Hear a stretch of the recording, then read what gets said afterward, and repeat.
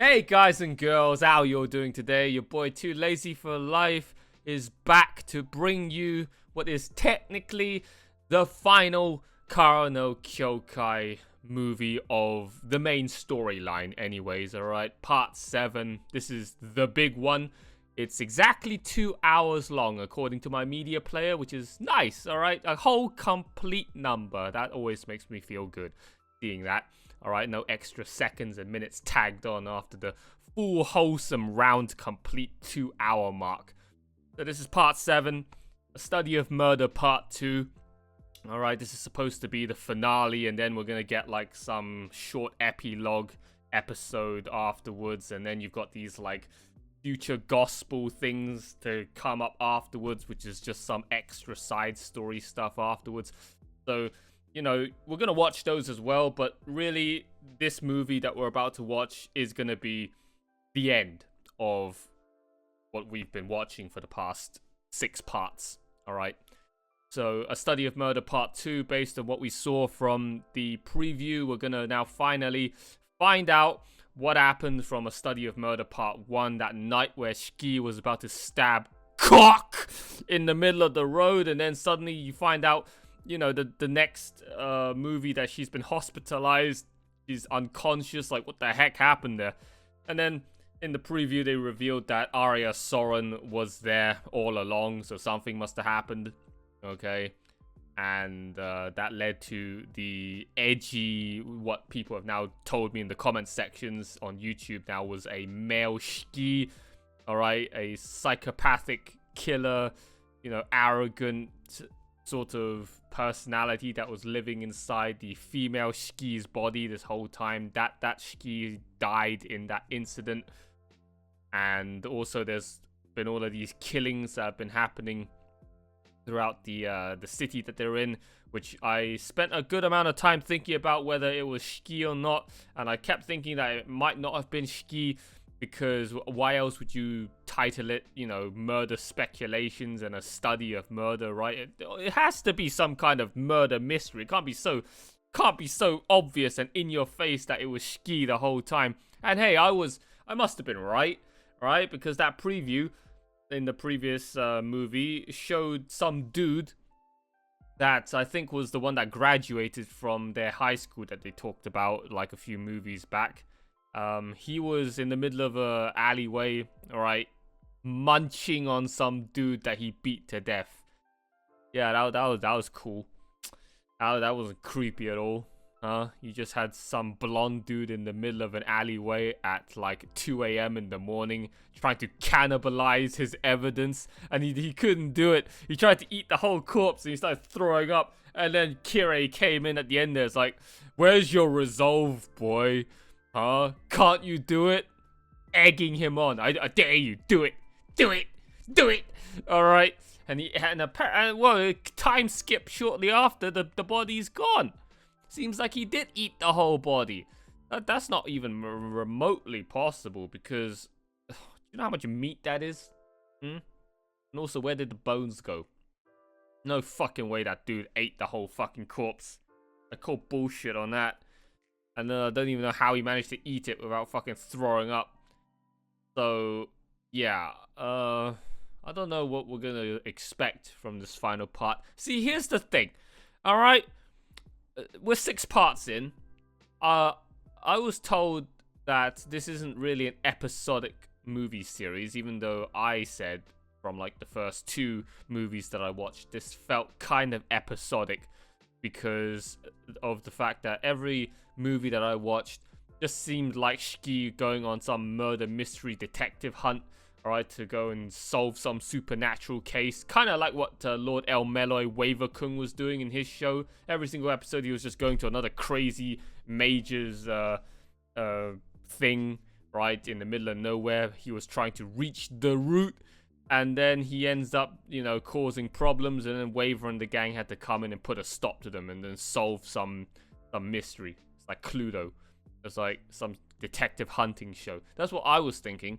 But then as we move on, we start to see that it's not really that case. Yeah, sure, there's some episodic elements thrown in, but then those episodic elements eventually all tie in by the time we reach movie 5, when you find out that this was all Arya Soren's plan this entire time. Everything that has happened throughout all the movies up until that point, all right, with all these episodic cases that Shiki had to solve, they were all orchestrated by Arya Soren to begin with, all for the sake of trying to capture Shiki, all right, and his whole Grand Master plan, which, well, you know how that went. He hit the dirt. He's gone now, all right, and then you also get to learn about Shiki's whole character throughout this whole movie series, right? And how she met her husbando cock this whole time, all right? And you just get to watch these two go on an adventure together. So I feel like that was what the overarching grand scheme of this show has been so far this entire time.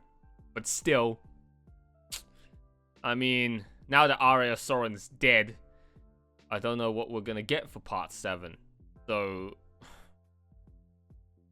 I don't know. But, well, we're going to find out now. Alright, so we're going to move on now. Okay, time to start the movie. Enough dilly-dally pre-show chat. So, A Study of Murder Part 2. Okay, Part 7 of the Kara no Kyoukai movie series. Before we get started, once again, to anyone brand new or to anyone that still doesn't get the memo by this point in this movie series. Alright, the disclaimer before we begin. There is going to be no footage for you guys to watch if you're on YouTube. Alright, I hope you got a copy of your movie ready. There's only going to be a black box on the screen with a timer to help you sync up your copy with mine. And then we watch it along together. Okay, otherwise, if you don't have one, you're just going to be watching a dead silent movie reaction recording of just myself and whatever little slit of subtitles there is on the screen for you on YouTube. No sound, no nothing. You're gonna complain about that there's nothing to watch. That's on you. That's your fault. I don't care. Okay, I've already given you the disclaimer. So I hope you take that disclaimer. I hope you got your movie ready. All right, and let's jump into movie number 7 now. All right. So let's go, guys. In 3, 2, 1. Let's go.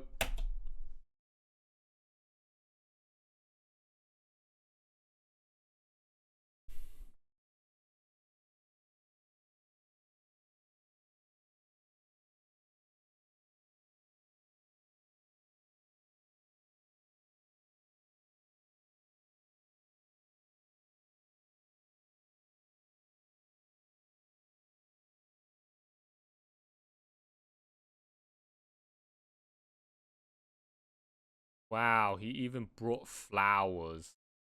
I'm sure Shiki appreciates that, huh?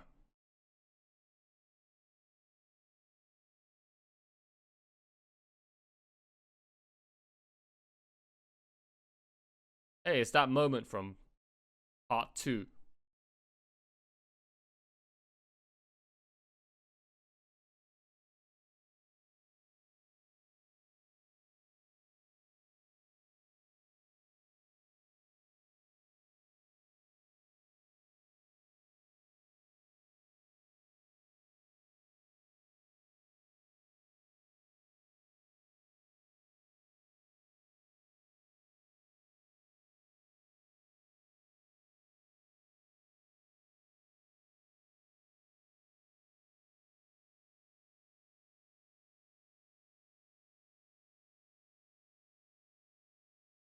It looks like I'll get paid this month. Wow.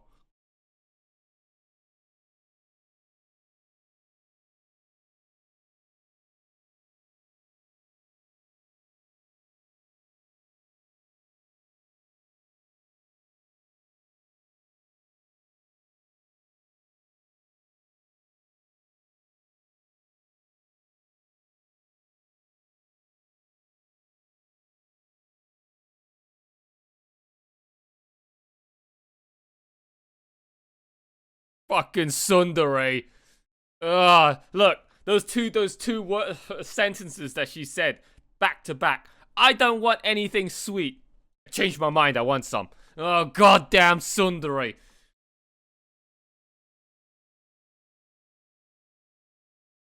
That was the first thing that came to mind. Have I ever talked about Shiki being a tsundere?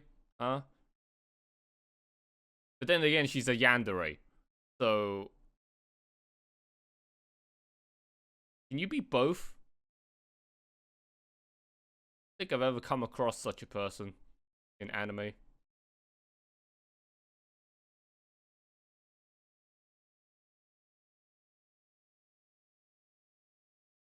On that fateful night where Cock met her husbando.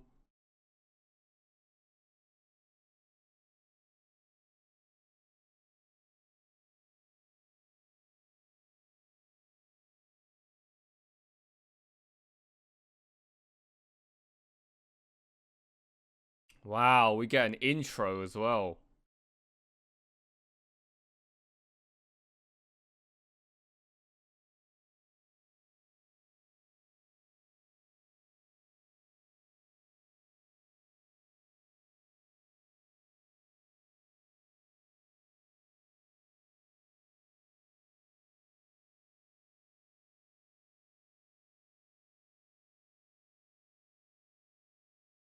Damn, I'm getting goosebumps already, man. This fucking OST. This is some Heaven's Feel shit right here. Epic monk choir singing. Or church choir singing. Whatever one floats your boat.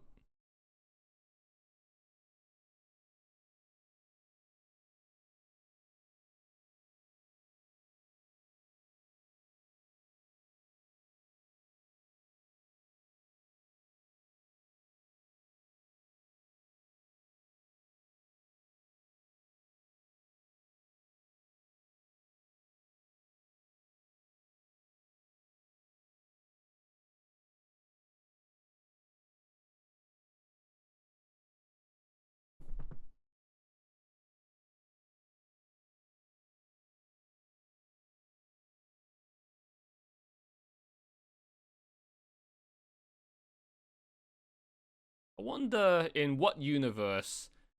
Because in Fate Zero, right?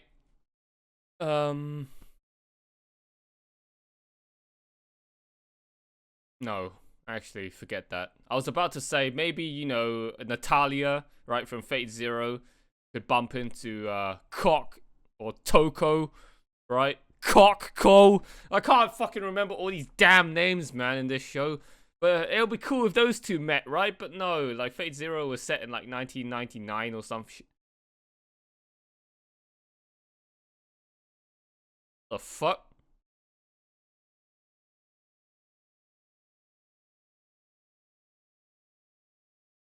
Wait, the heck?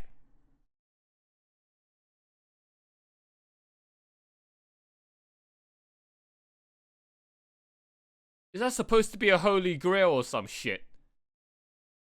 If you let her go, she might end up eating somebody. That's foreshadowing. Is that a fucking holy grail in that box? Huh? As I was saying, right? Fate Zero was in 1999 or some shit, and Natalia probably died like way before then. So not gonna happen. I mean, the earliest this show started was 1995. I don't think that flashback episode from Phase Zero was that. Oh, you've determined the murderer.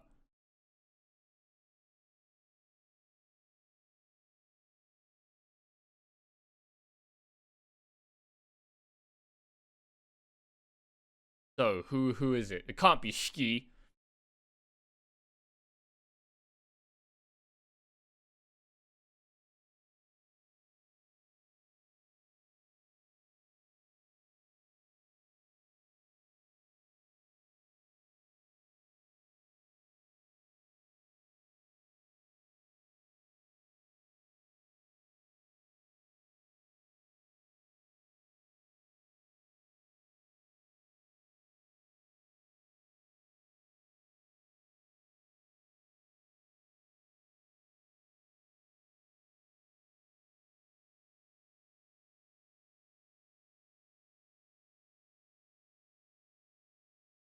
Just because you're right doesn't mean you're correct.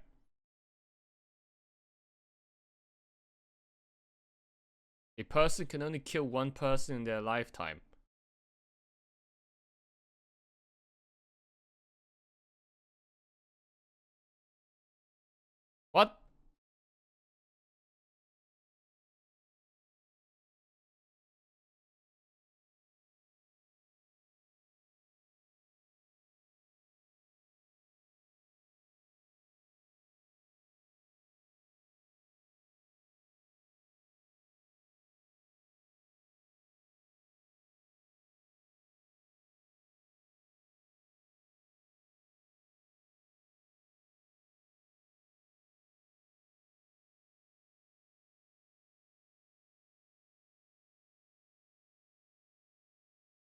Oh god.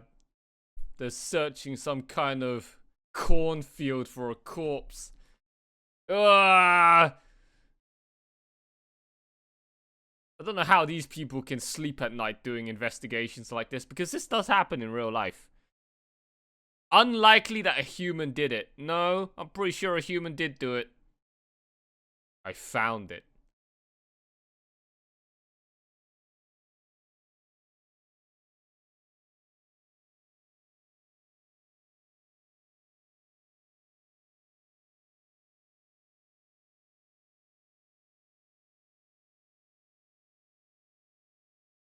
Oh, that's gruesome work, man. That would fucking keep me up at night.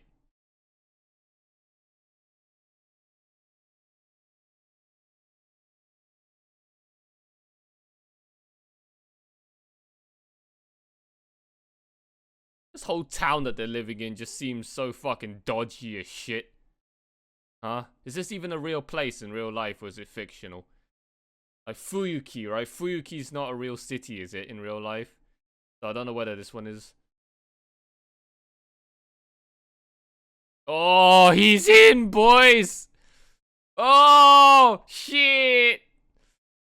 His neurons don't even activate because this guy is just so fucking, that's just like a plank of wood.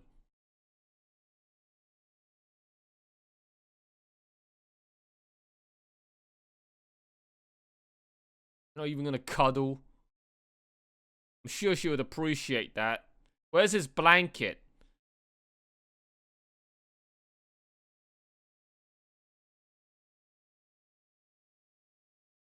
See, if you were cuddling her at this moment, she wouldn't be getting up.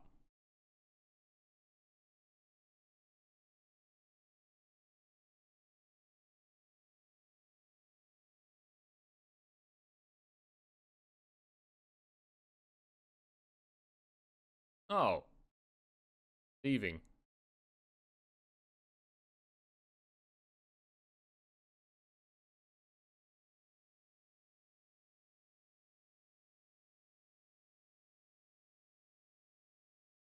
Oh, man, that room's dark. I didn't know it was already daytime. What the fuck?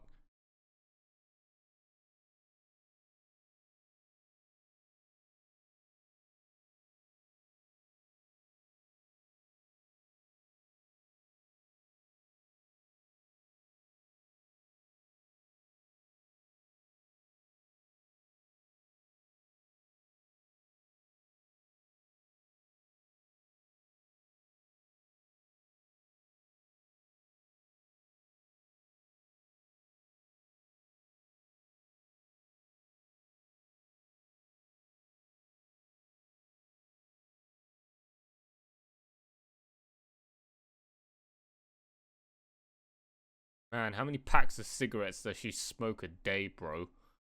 Huh? This is all you ever see her doing. Just sit in this office all day long and just smoke.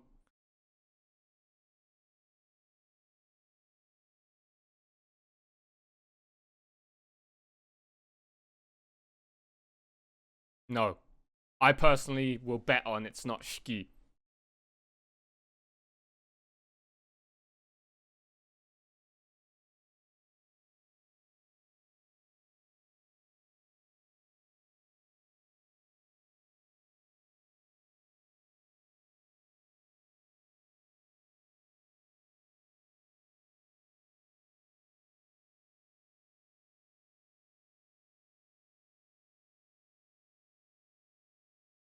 Yeah, I can't believe that my wife is the one going around killing everybody. This doesn't sit well with me.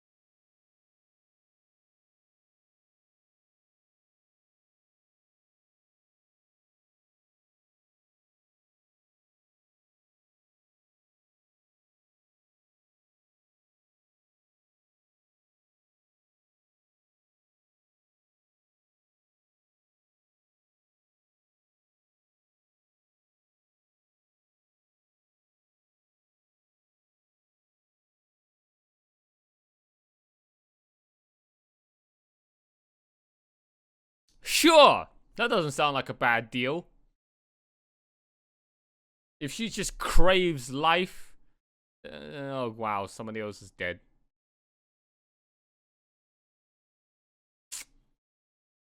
Oh, I wouldn't want to live in that city, man.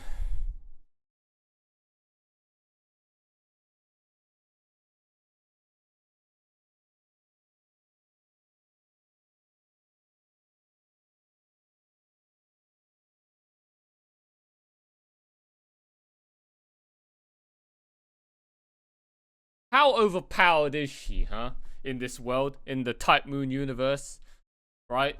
If she just gets to sit there in her office all day long, just smoking packs and packs of cigarettes, but doesn't do anything, she must be either pretty overpowered or overrated as fuck. I would have actually liked her to have done a little bit more in this movie series.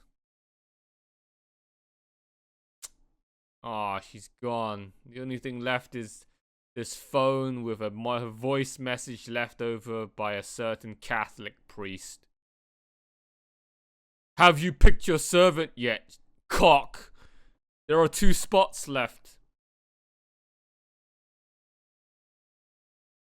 If you want to withdraw now, come seek shelter at my church.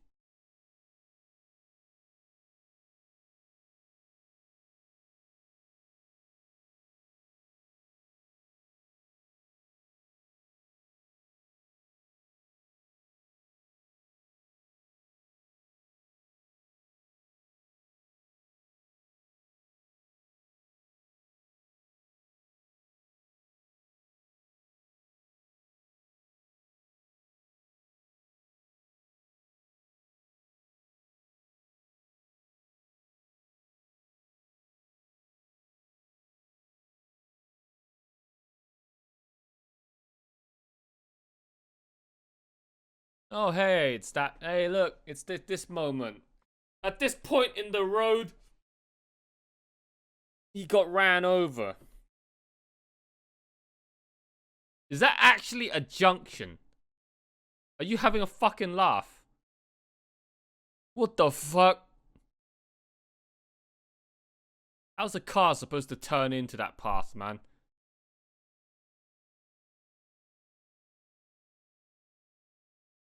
I really want to kill you. Splattering your corpse all over the pavement, all over the road makes me so fucking wet.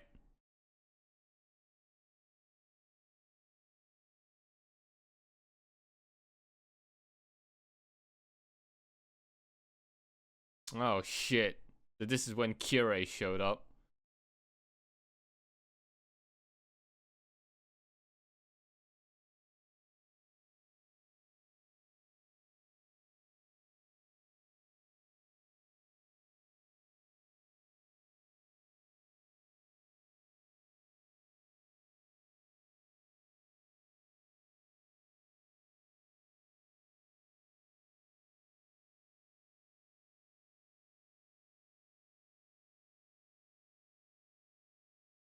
Damn, and this was before she got her mystic eyes as well.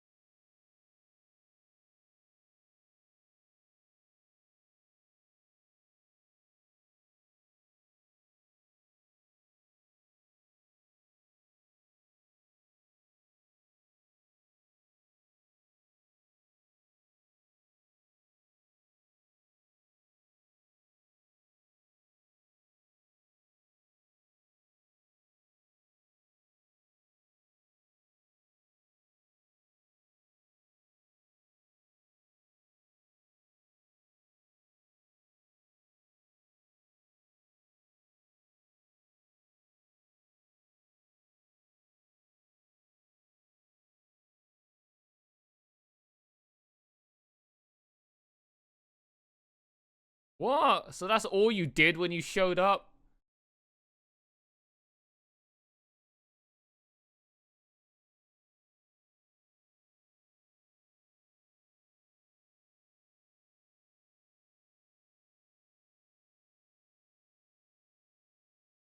anime logic, am I right? A dude in a full fucking... Oh, at least you caught her. I was gonna say, you can't fucking run that high, that fast in a kimono. Especially when you're wearing those wooden blocks on your feet. This dude needs to do more cardio, man. Needs to do more leg day.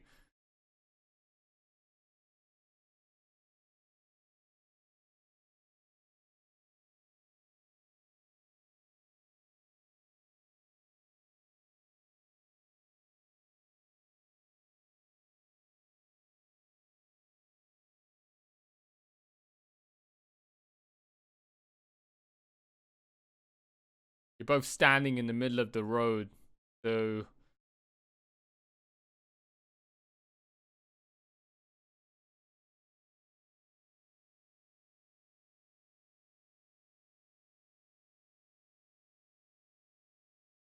What is this? Gonna be a confession? Oh, look. It looks... confession and then what? A car comes by and... Nope, she's gonna run away again, it seems. God damn it. Yeah. Oh. Yeah. Oh, you're gonna get run over by a car.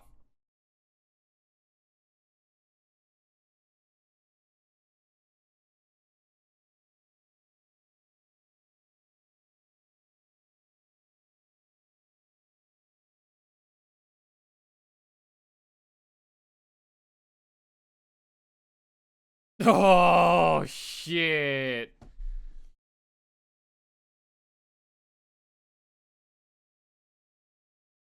Why did she do that? I mean, hey, at least she's still alive right now, but...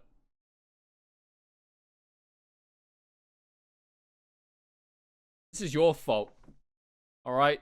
If you weren't so unhealthy and unfit, you would have been able to catch her in like 2 seconds. Huh?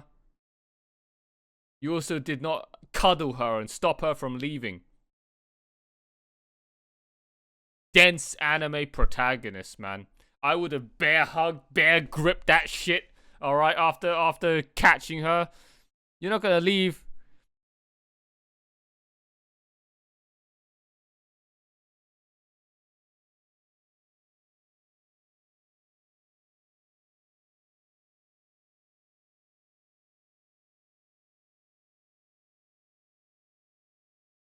Oh, you're... okay, let's try that again. My brain just... oh my god.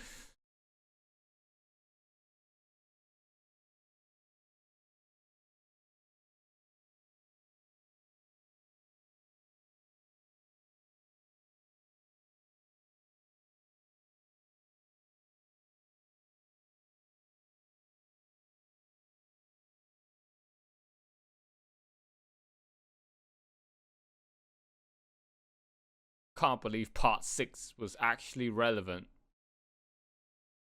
I mean, you know, 5 minutes of it was relevant.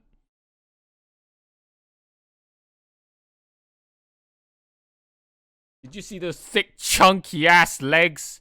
Holy shit.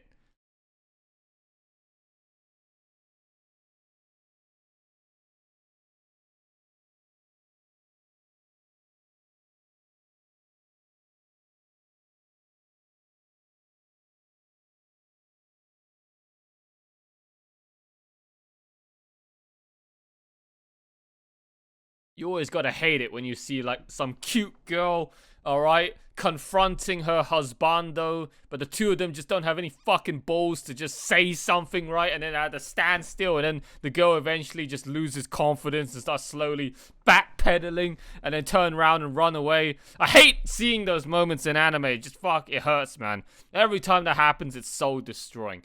Because in my mind, alright, I'm there screaming at my monitor, like, say something!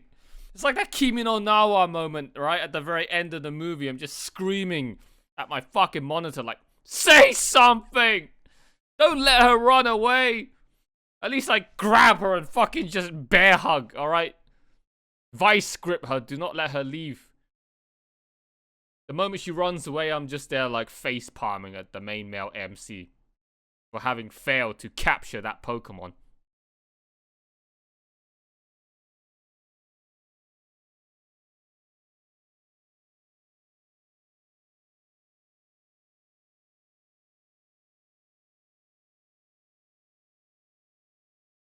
Yeah, I think. Well, no, one guy got killed under a bridge.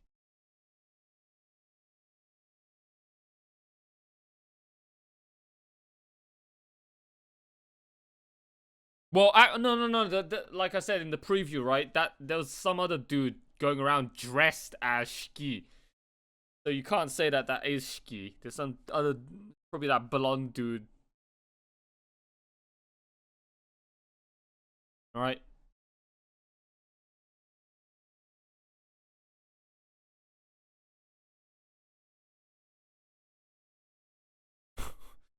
What?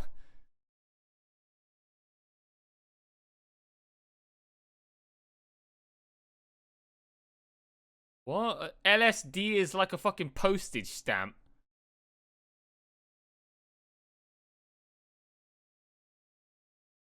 These were found amongst all of the dead bodies.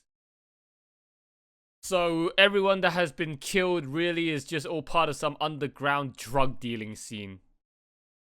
Huh? Not like they're it's not really like they're killing innocent people, right? You're not killing some random humble old granny off the street. You're just fucking dealing with a bunch of cracks. Heads.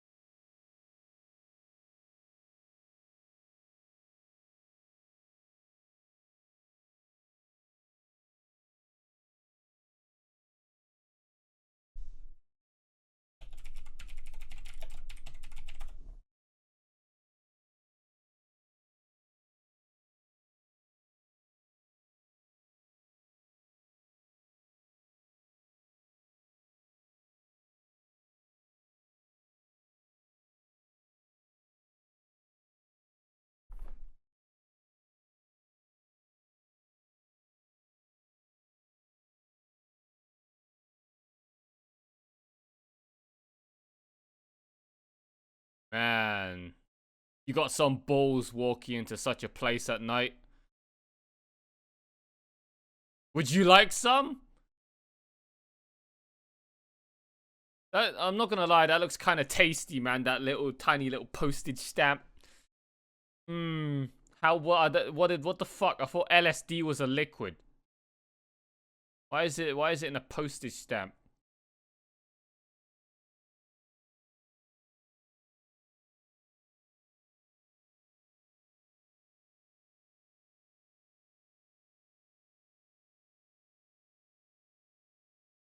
Oh, good. Okay. Now let's look at the other word. Wait, what? You took some?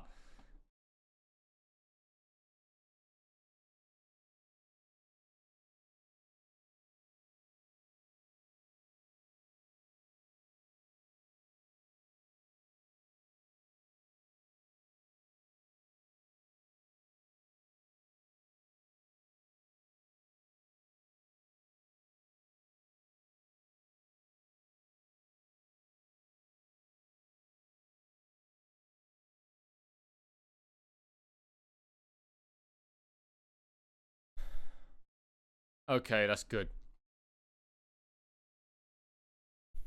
I was I was kind of paranoid there for a sec. I thought I uttered out the wrong word. Okay, we'll leave it at that. It wasn't a TOS. Okay, I thought I had to go and have to go cut out some of my fucking audio there in post production, but nope, we're good. We're good. Crack just means crack cocaine.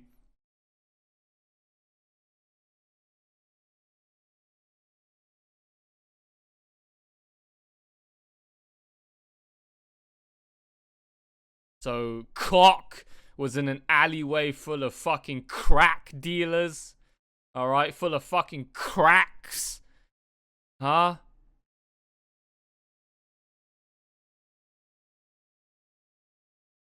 and he actually took one of the LSDs.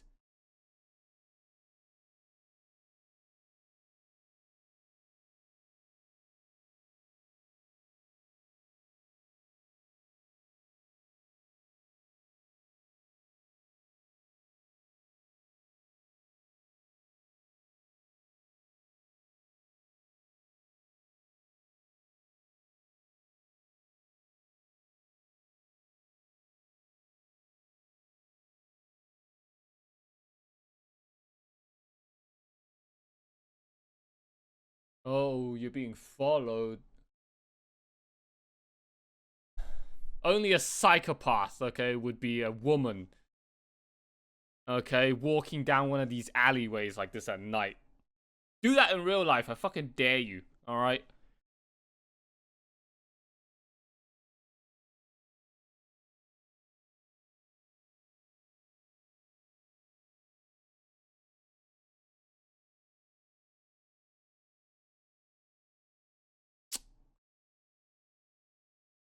'You don't know who you're dealing with, bro.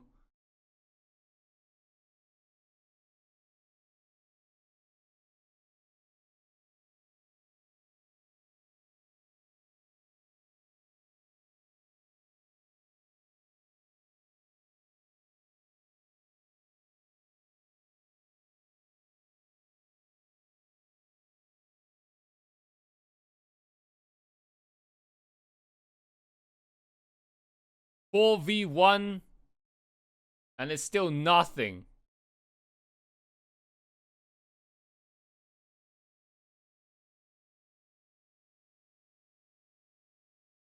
Well, oh, yeah, well, she did that. Well, that's a problem. Oh, wow, you bought a whole lot of LSD. The fuck's wrong with you?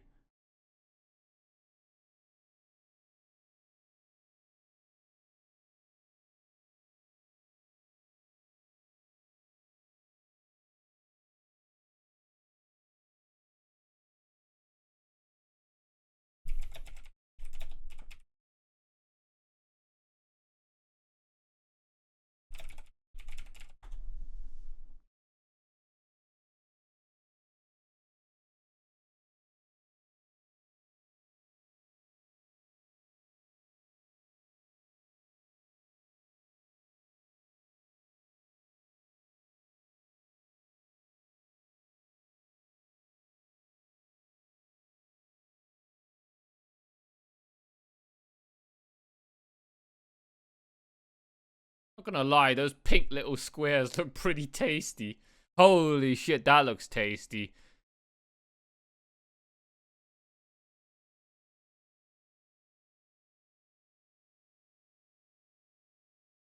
Well, it seems like this is only a Twitch problem, so I don't have to fucking worry about it.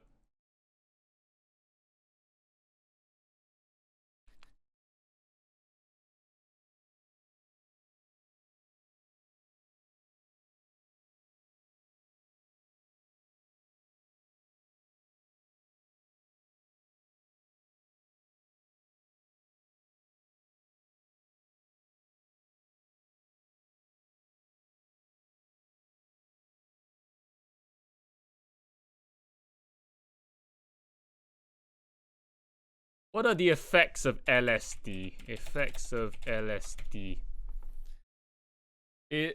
Or acid. Hallucinogenic drug. Time, movement, color, sound can appear different on your quote-unquote acid trip.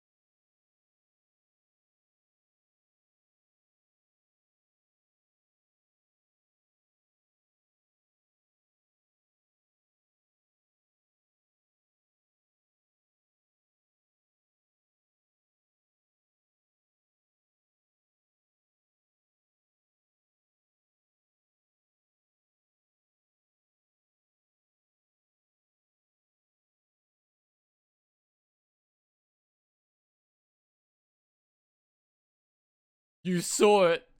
No, this can't be true. It can't be my waifu. How could you tell it was a girl?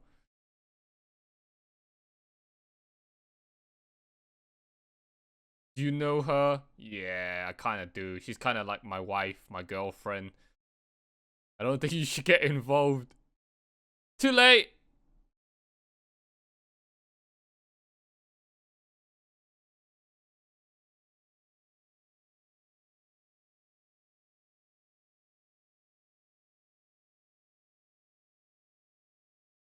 Ah, that one got right down the midline of his face.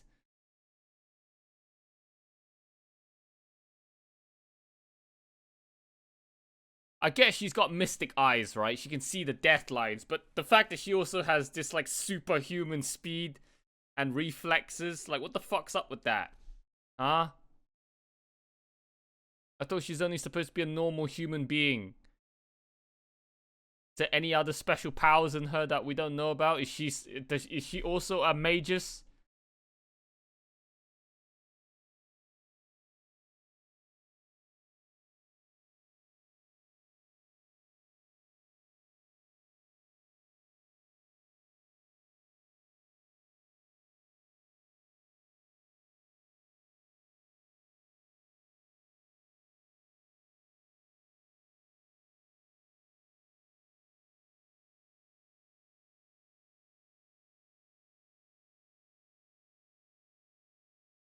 It's your pink little square.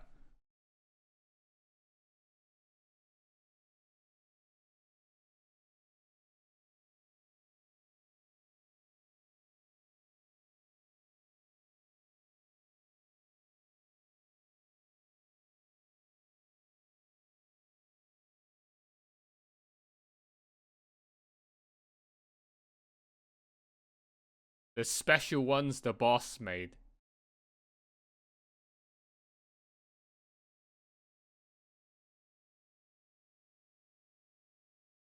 Only deal with kids. Oh.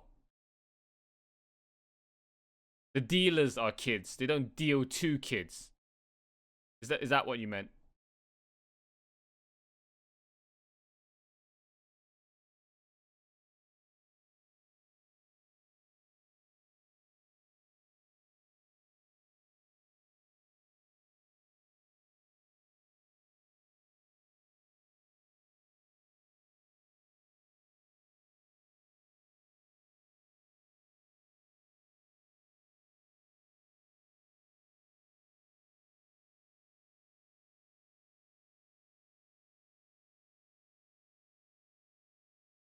Oh yeah, sure, don't tell me. Yeah, and then cut to his shocked face. Classic trope.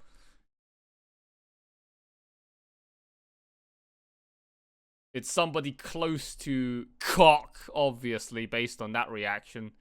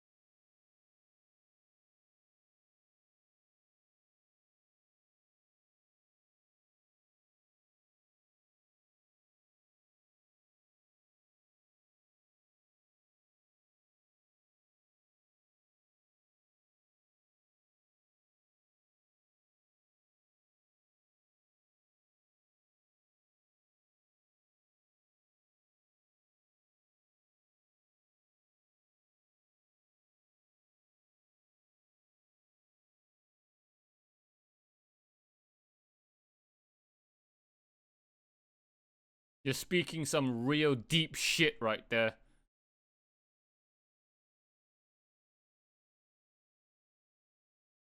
Definitely analogous to real life. When the night deepens, the darkness grows. People die when they are killed.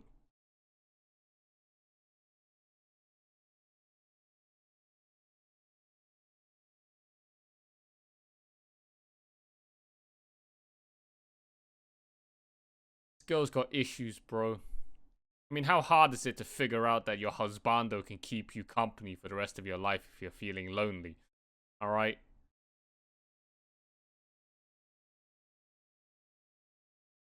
I guess she's feeling lonely in a spiritual sense because she was too used to living with an alternate ego.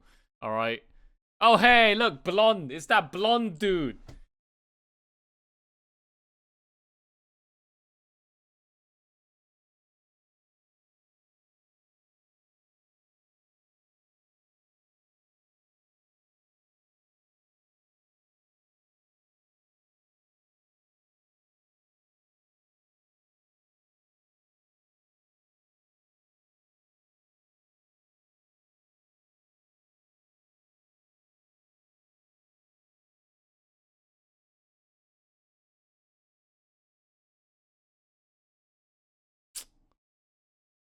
Oh, no.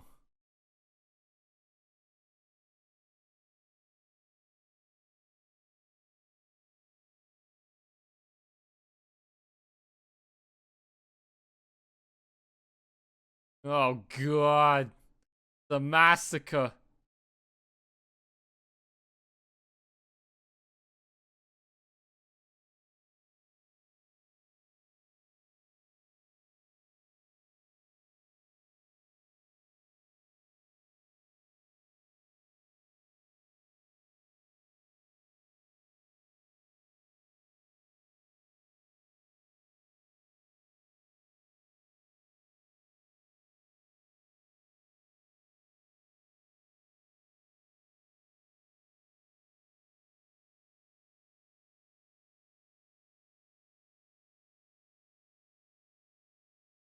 I'm your biggest fan. I cosplay as you. And also somehow have all of these supernatural powers as well.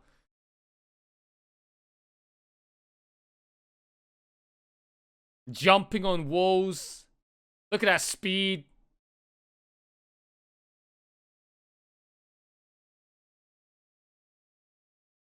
Actually, he looks pretty just like him.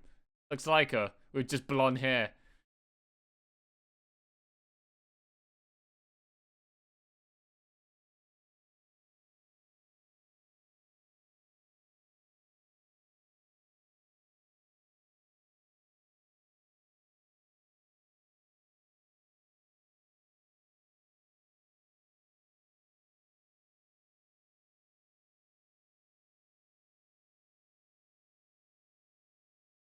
Wow, you're giving her a run for her money. Who the fuck is this?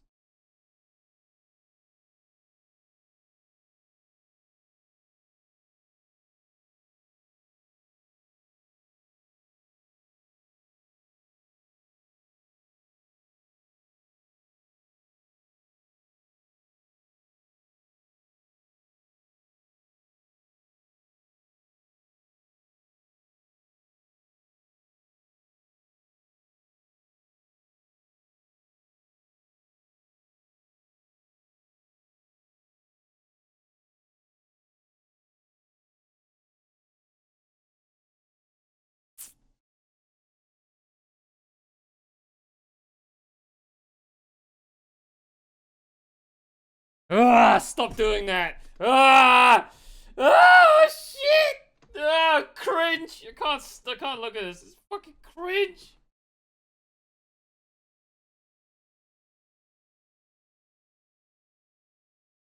I don't even know who you are.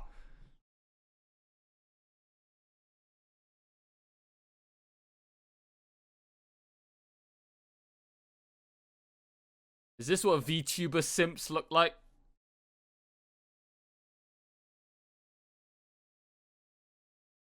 What the fuck?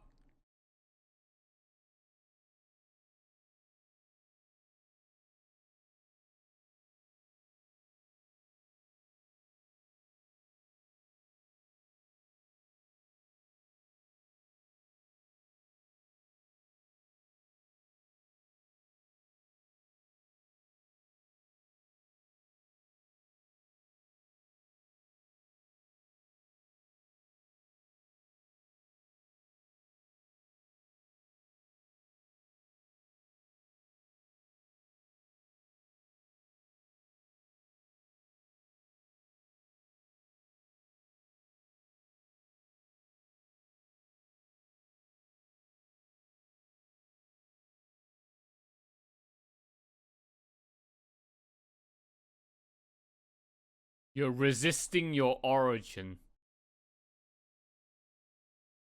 What was her origin again? It was like chaos, right? Infinite, the loop, or some shit. What was Arya said? Nil. Nil, that's it. Nil.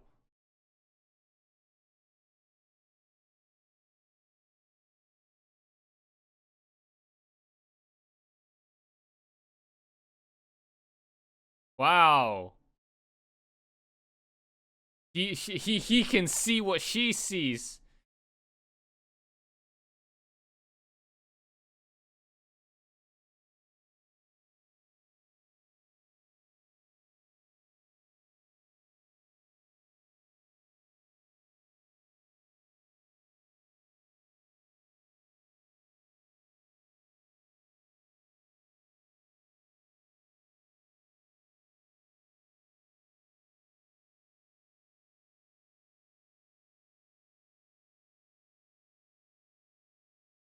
You threatening my husband, though?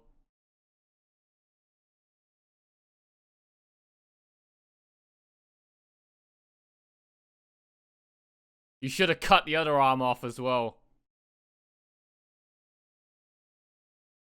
Just to make sure. Wow, he went flying. Holy shit.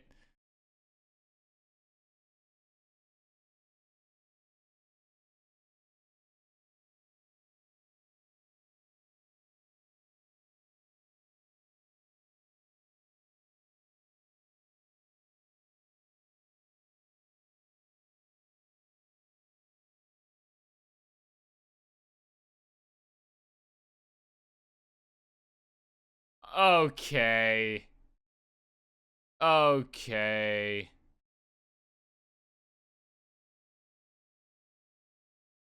So this guy's not a normal human being.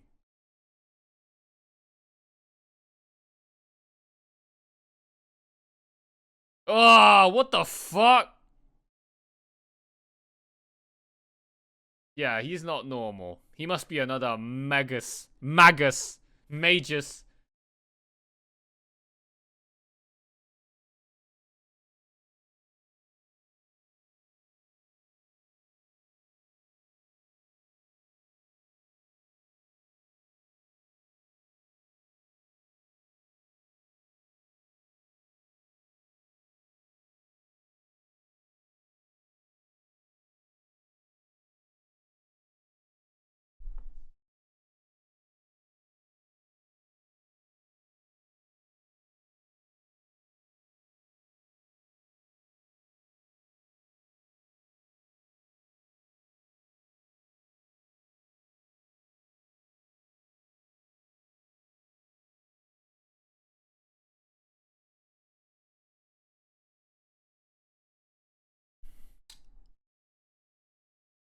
Wow.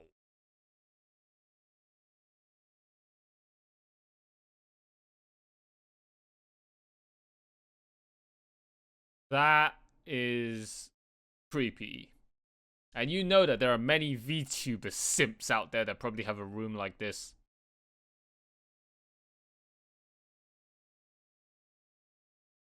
What a freak.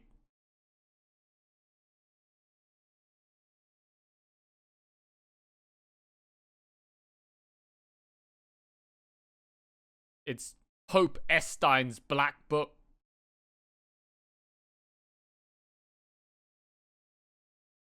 The moment he knows too much,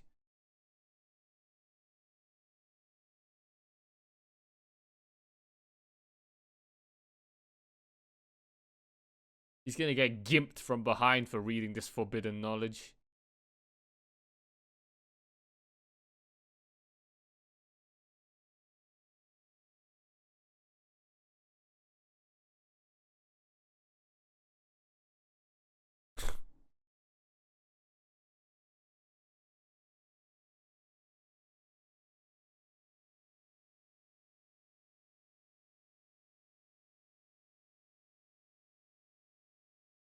Wow, this is what happens when you're a freak with no fucking social skills.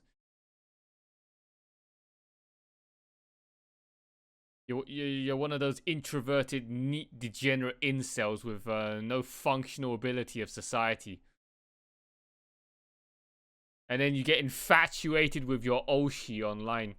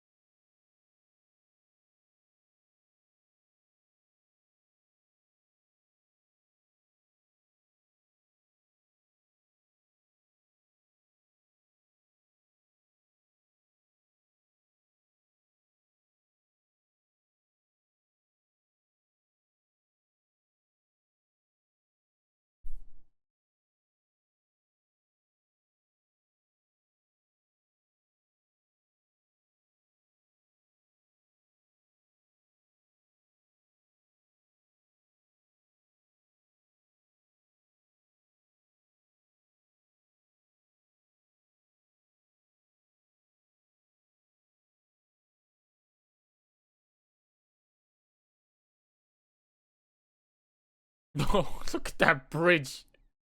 Holy shit.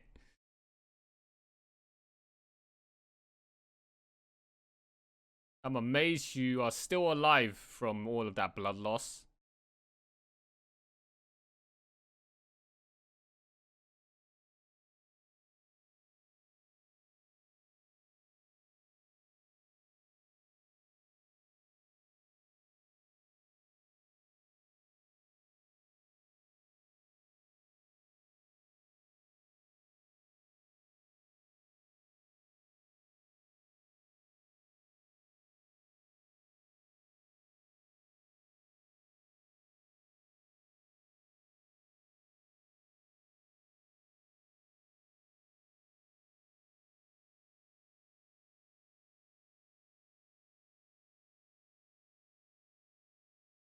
The guy looks a bit like Gilgamesh, I'm not gonna lie.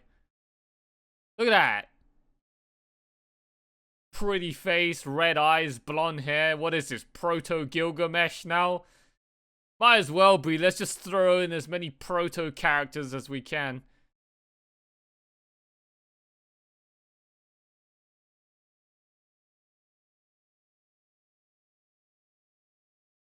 I'm pretty sure if he gelled all of his hair up, he would look pretty much like Gilgamesh. So what? The final boss of this show is fucking Gilgamesh. What a fitting ending! Oh my god.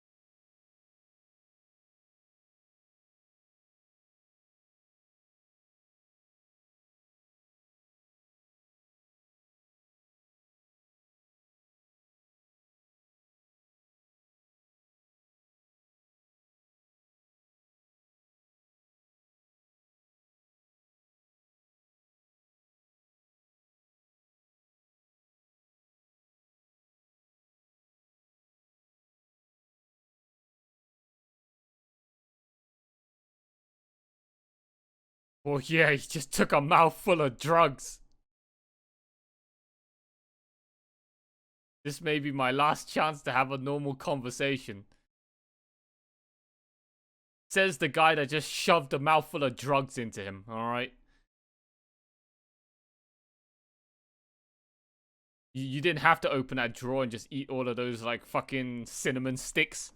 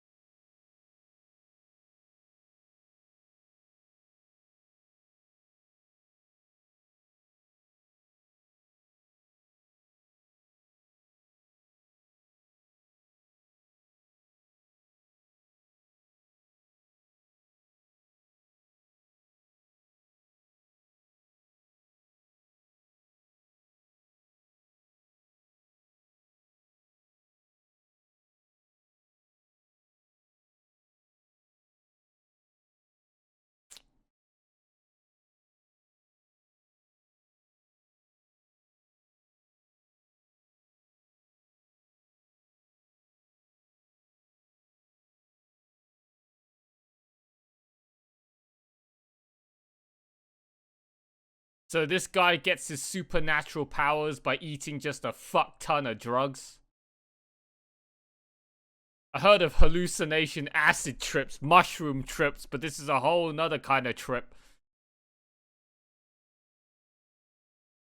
Guy's a lost cause. Gonna have to put him out of his misery.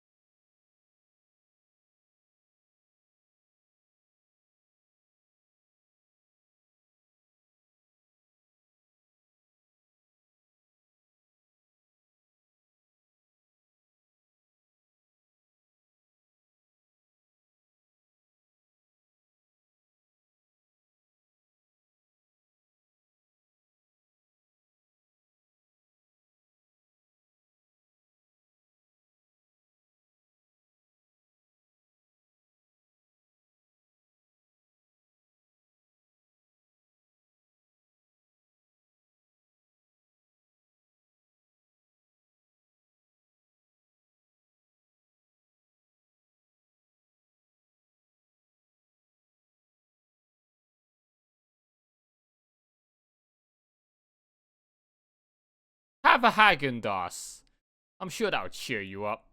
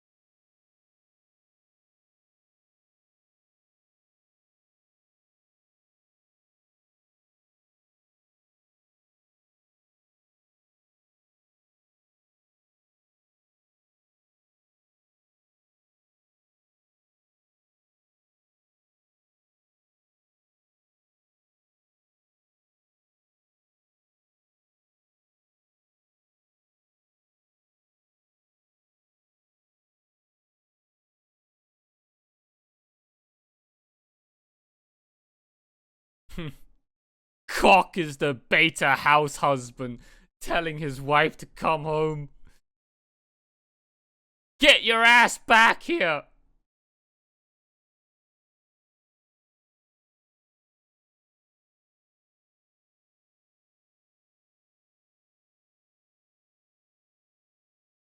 Oh, you're threatening her now, huh? Senpai, if I become a bad girl, will you punish me?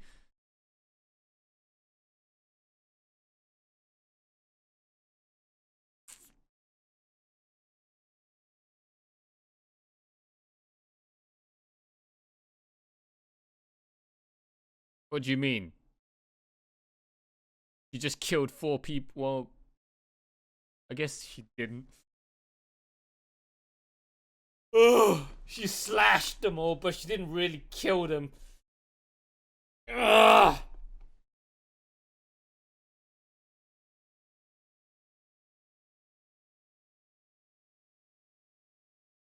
This must be riveting entertainment for you guys, huh? Compared to all of the other pretentious, fake as fuck, dick-sucking motherfucker 2IQ Papega normie ass reaction channels with their £5,000 Twitch wannabe streamer backdrops that you can stare at for the rest of the video if they're not providing good enough reaction entertainment. Meanwhile, I'm here sitting with my white, blank, empty wall of poverty and nothing else on screen of remote attractiveness to keep engagement value for you to stare at. Just having to sit through a very long dialogue session right now. I don't know what sort of entertainment you guys must be looking for in a shot like this.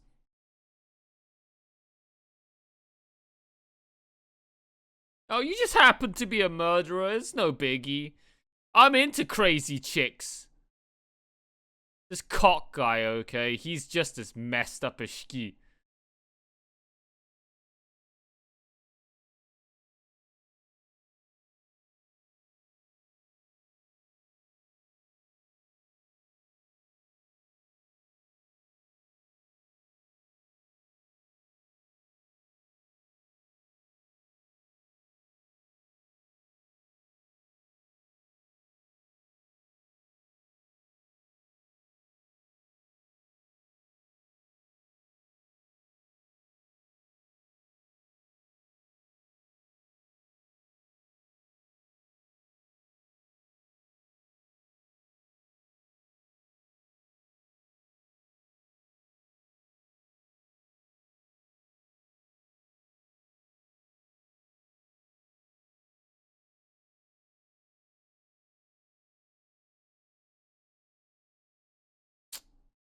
Damn. Oh, she's at his house.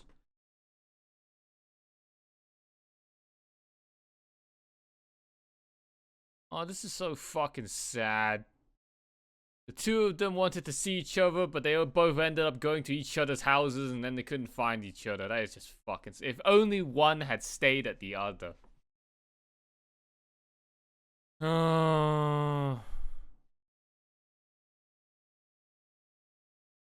You had your chance there to stop her.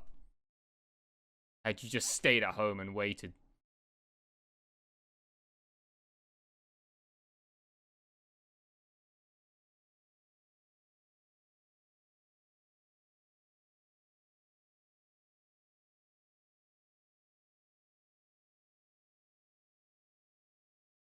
What is this origin? You don't know what origins are.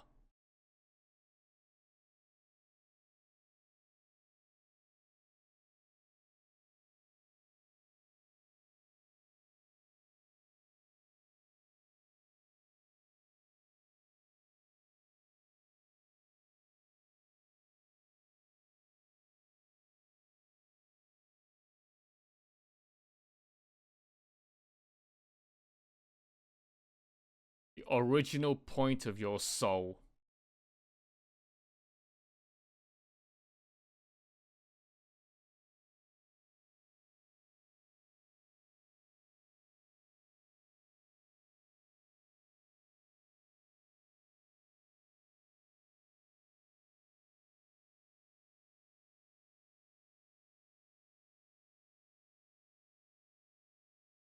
A chaotic impulse.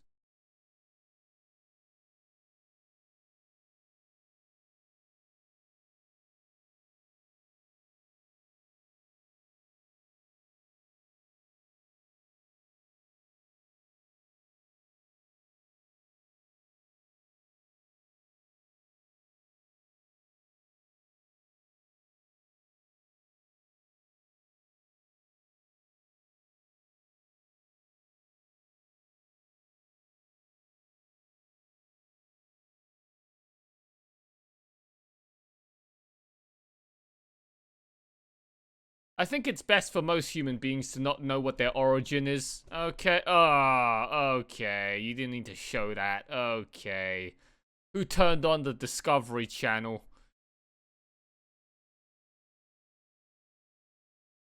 I don't think it's a good idea for people to know what their origin is. Let's just keep it on the down low, on the unknown. All right, because if you were told what your origin was, what would you think about it? Huh? Kiritsugu's origin was like what, cut and tie? Or if you're like Shiro, your origin is a sword. What are you supposed to do with that? My origin is a sword. It's like, oh, okay. What do I do with said sword? Imagine, alright, in your previous life, the origin of your very existence, Shiro. You were just an inanimate object. You were just a sword hanging on a wall.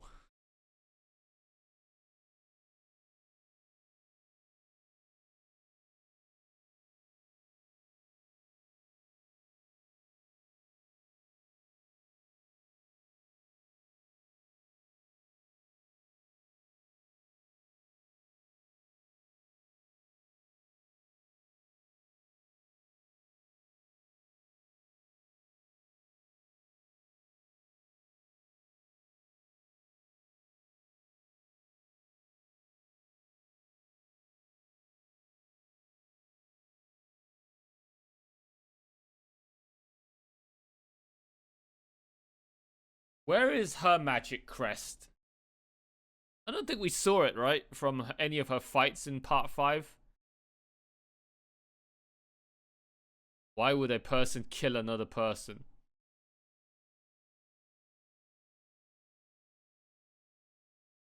Why are you asking such stupid questions, man?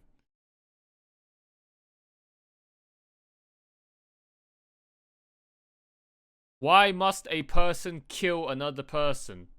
Why does a person want to kill another person? I mean, well, if you're on the internet, there's already an easy answer for that. You like something that I don't like? You dislike something that I like? How dare you? Your opinion... Your opinion differs to mine. I'm gonna kill you.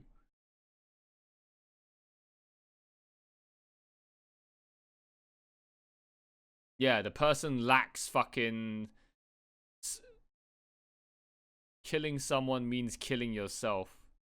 Did you know people die when they are killed? I don't know if you guys knew that. It's actually mind-blowing that you think about it. People die when they are killed.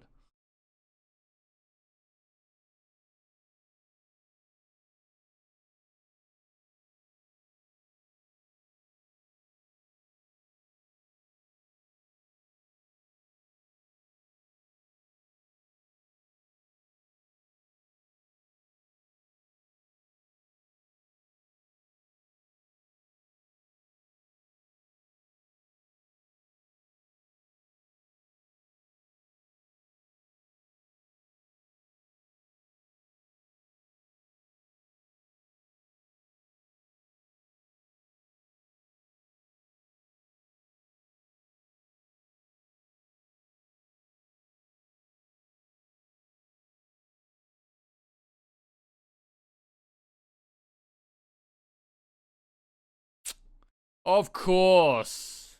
What else were you gonna do?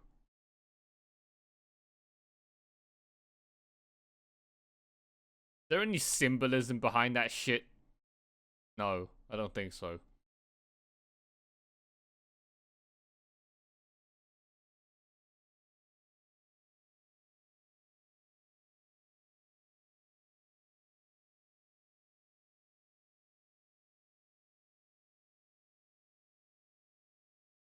Oh, hey! I haven't seen you in a while.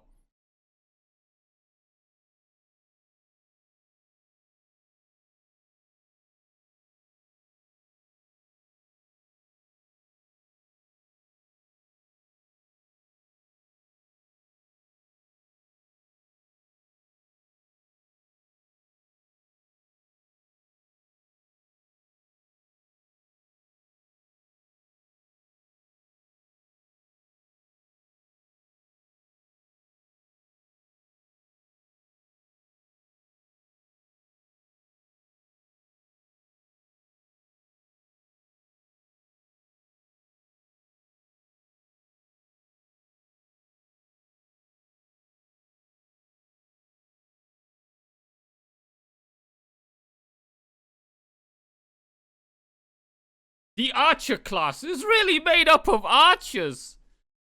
Wow. I don't know why I thought about that when she came in. Fucking Proto Rin right there. That was the first quote that came to mind. What other stupid quotes can we come up with right now? Huh? Oh, dang. It's an entire cannabis farm.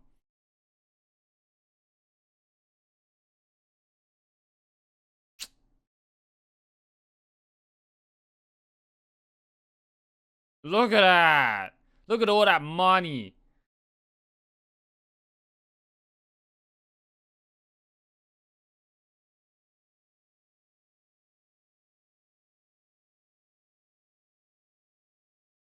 Wow, she turned on them Bunsen burner eyes real quick.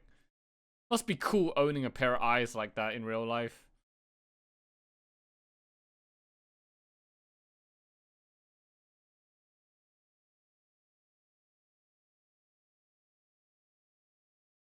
Holy shit, it's fucking Heaven's Feel 3 music.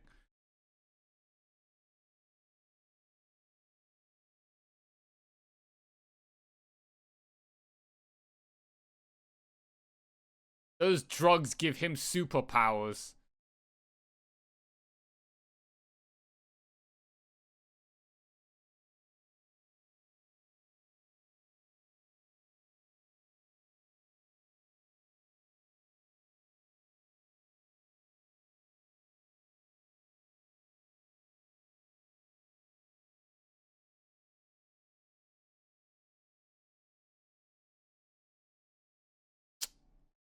What the fuck?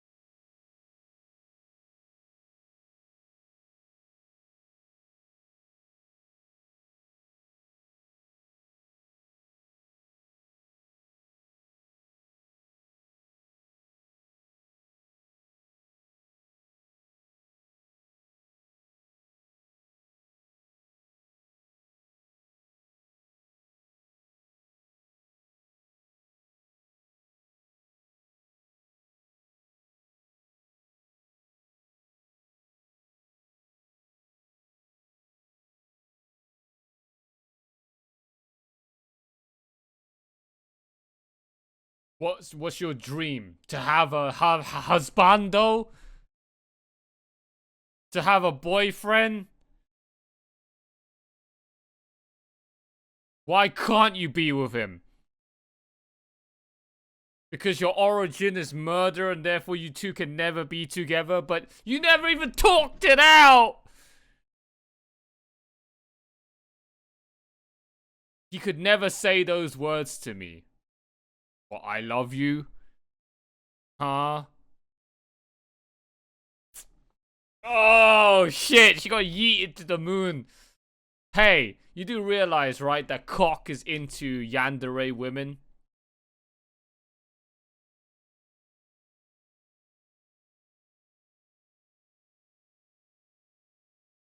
He's into crazy girls. You met the perfect man.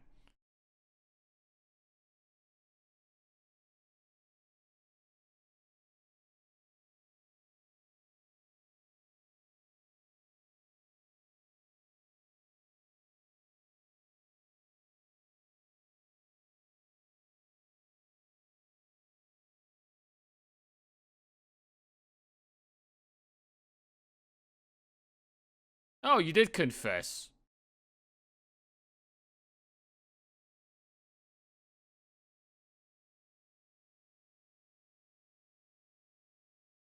Blissful ignorance. This was the first emotion besides murder that Shiki obtained. Love.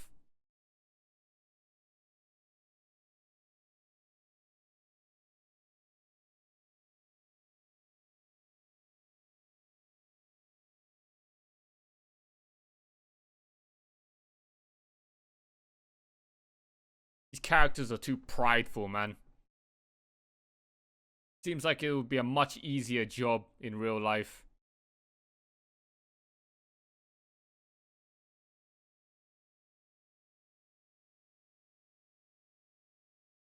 Why does this seem so straightforward to me, but in these animes, man, they make these fucking seemingly insignificant problems seem so complex to figure out. It's like a mental 5D chess of war.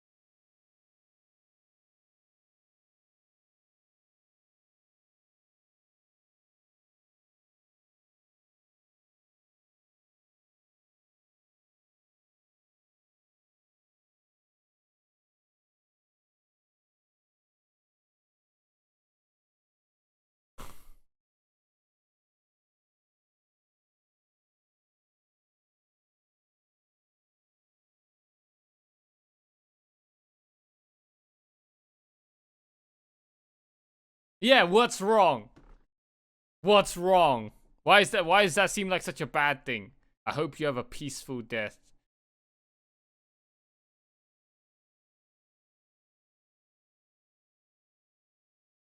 And then he passed away.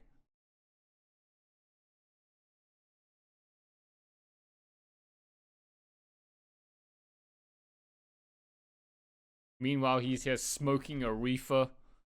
420 blazing up.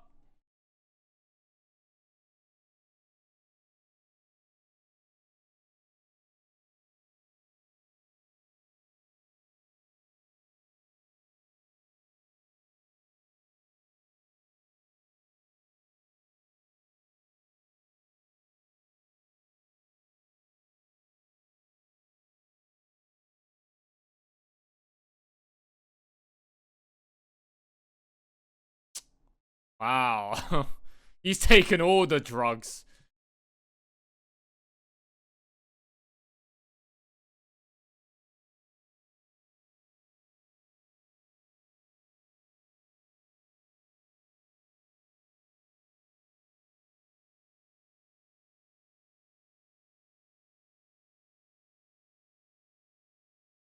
Eh.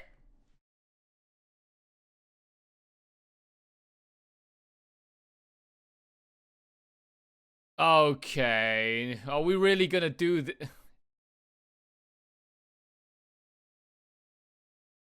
Okay.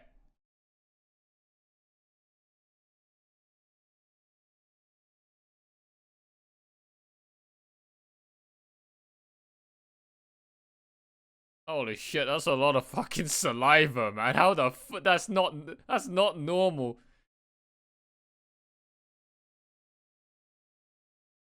Oh,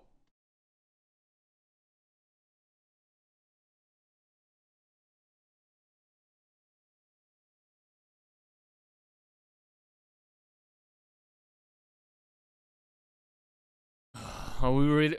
you- You're not gonna give me a fucking rape scene, are you?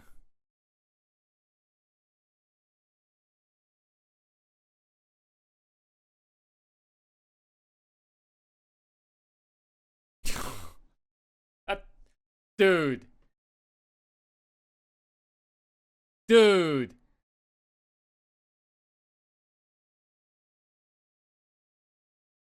What the fuck?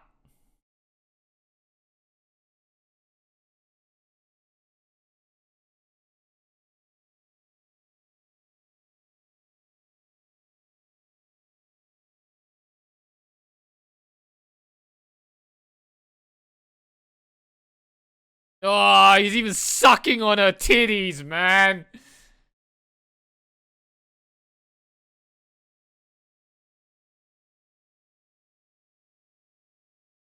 I'm sorry, that must have been like 2 liters of saliva. That's not normal. I don't think that's even possible in real life. That's fucking disgusting. Hey, at least it wasn't really rape.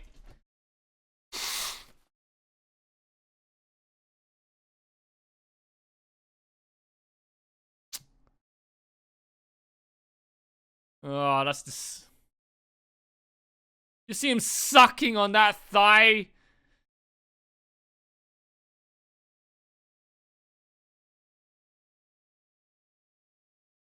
Please end this stupid scene. I don't want to watch. This is.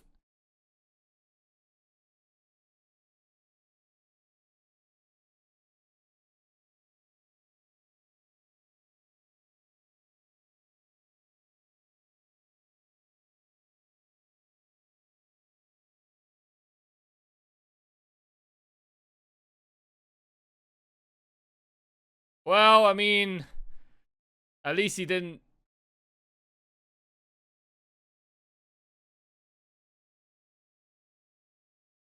This guy's got some weird fetishes, man.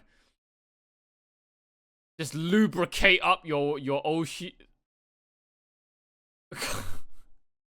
The fuck?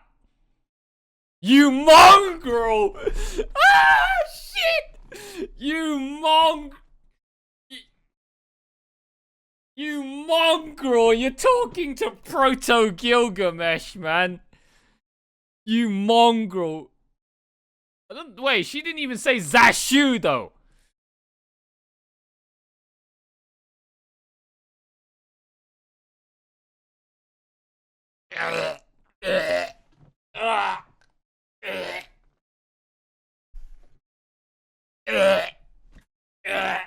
She got bit by his drug-induced saliva. Ah. You see all that fucking blood coming up to go and clot and platelets scab the wound.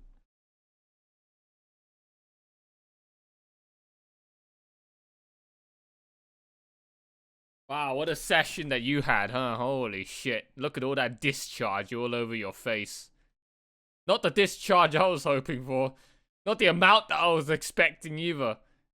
Damn, that's a bucket load.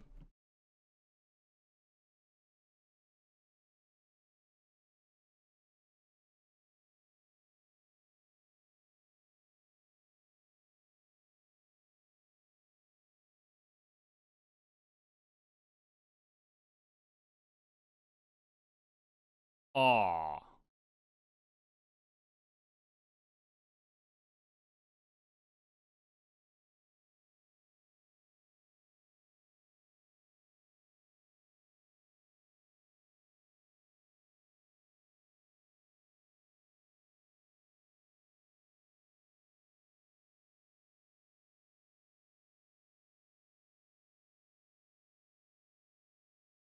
the fuck?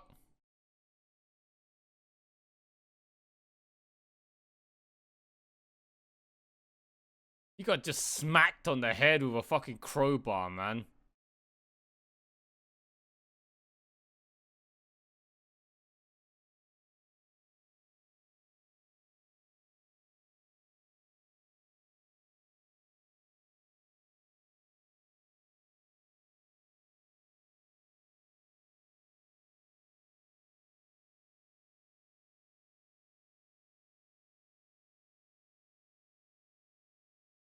Yeah, but I'm the dense main male hentai harem MC. You can't kill me. Ugh! God, this show, man.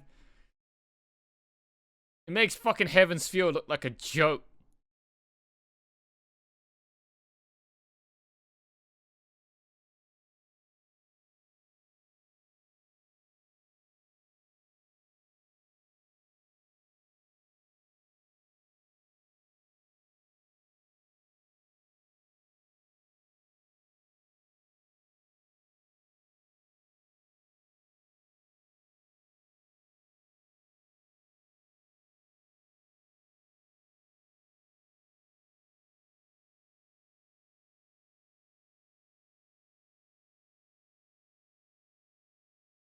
You could have just bought a body pillow, bro.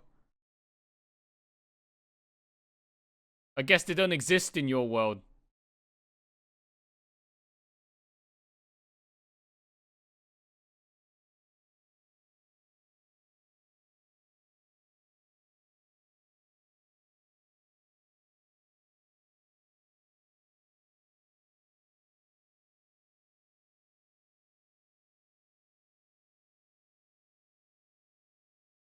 They are soaked with my blood.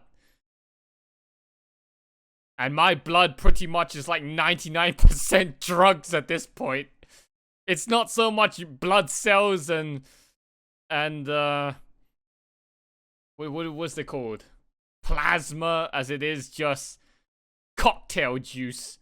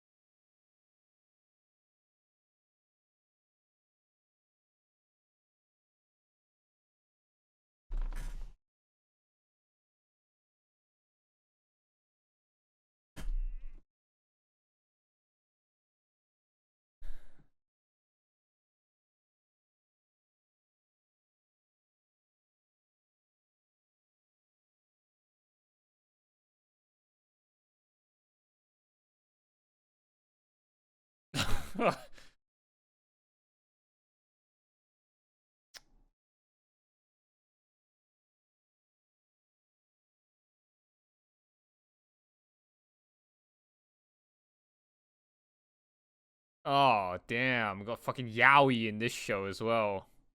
Not gonna lie, that was kind of hot. No, I'm just joking. No, it wasn't. That was fucking disgusting. 10 times more potent. And the dude just grabbed an entire handful back in his apartment of cinnamon sticks and ate them. No wonder he's fucking gone mad.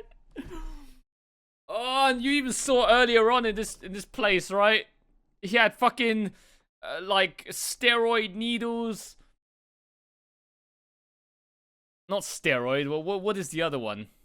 The one where people will inject it into their veins. Heroin, that's it. He's taken every fucking drug in the book.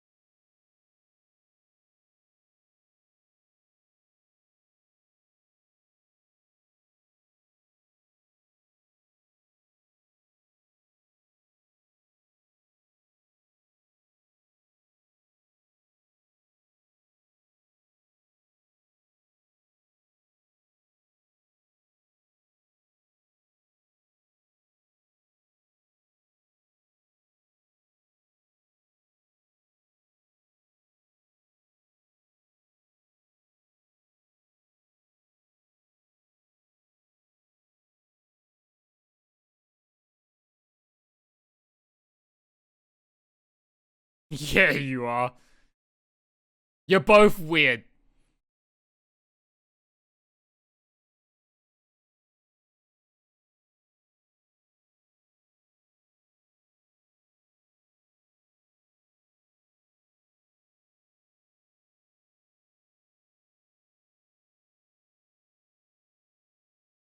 Stop calling him out.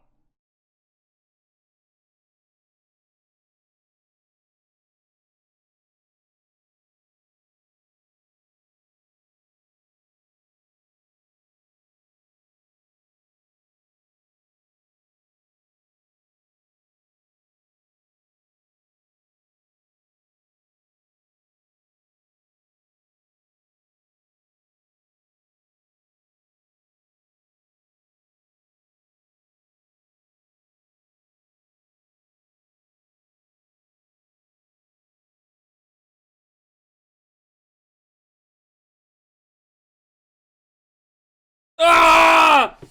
Ah! Ah!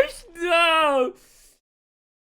Ah! You went right down the fucking face! Ah! Shit! Ah! Is he? No, he can't be. Ah! He lost. I'm pretty sure that went down his fucking eye as well. Ah! No!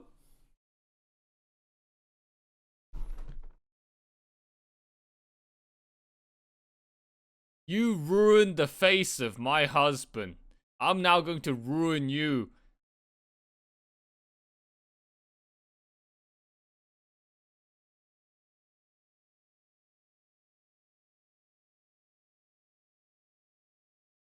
Oh, it's just a prosthetic arm. Who the fuck cares?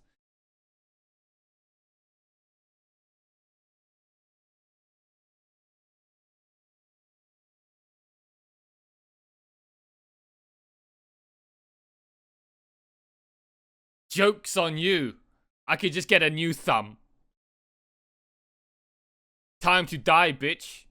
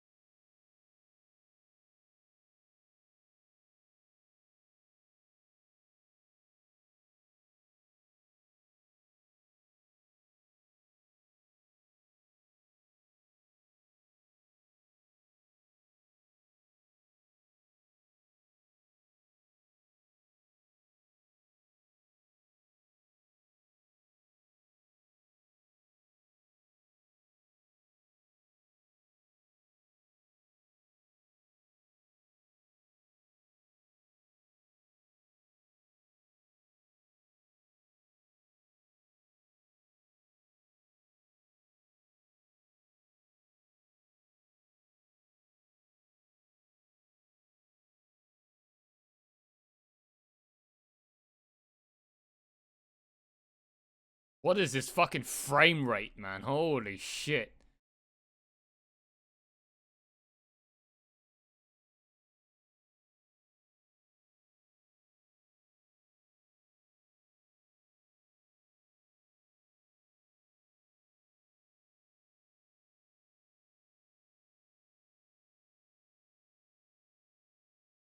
He's dead.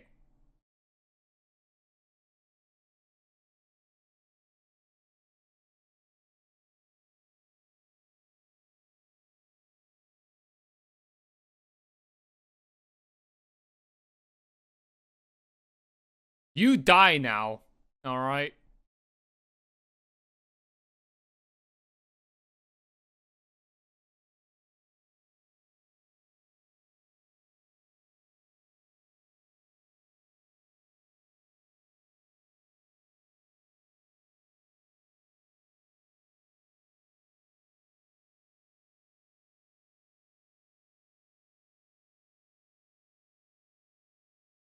Ugh.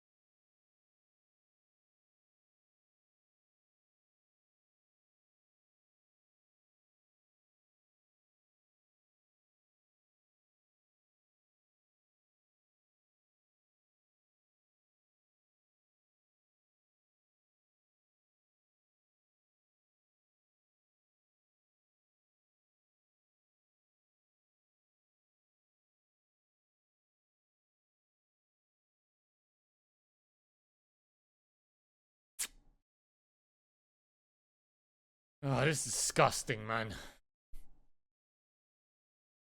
I still don't even know how this Rio guy is doing all of this. What is he? Some kind of heroic spirit?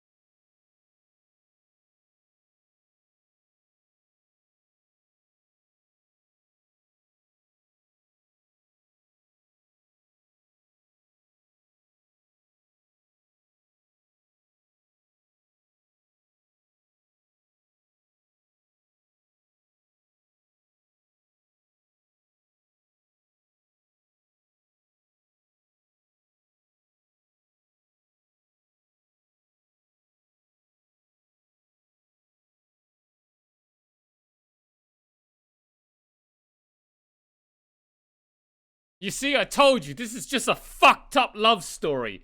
Alright, this is such a convoluted, overly complicated love story about some dude that just got wrapped into this psychopath yandere murderer chick's world. And this murderer chick eventually also fell for him. And then the two of them have just been finding it so fucking difficult all this time to just get together and communicate for 5 minutes and tell each other that they love them. And then they just live happily ever after.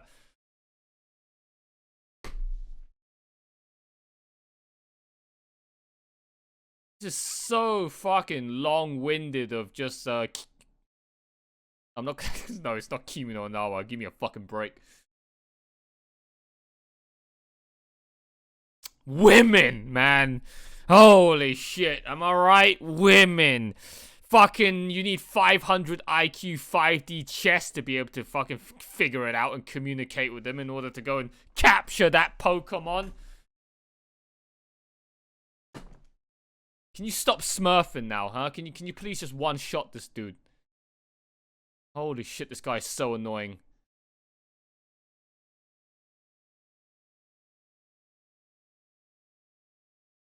Alright, now chop him up, please.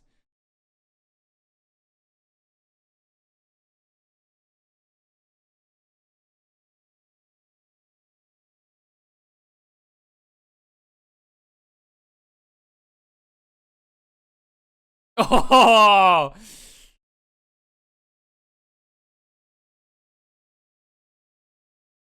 You didn't go for the X on his face. You could have fucking diced up his head.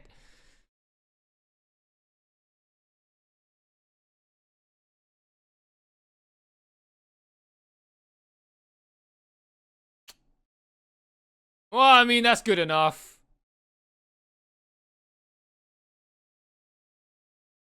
I'm sure Cock is still alive, right? Can't be dead. I mean, that knife just went down, you know, that side of his face. It's not that bad, alright? He could still survive from that. Right?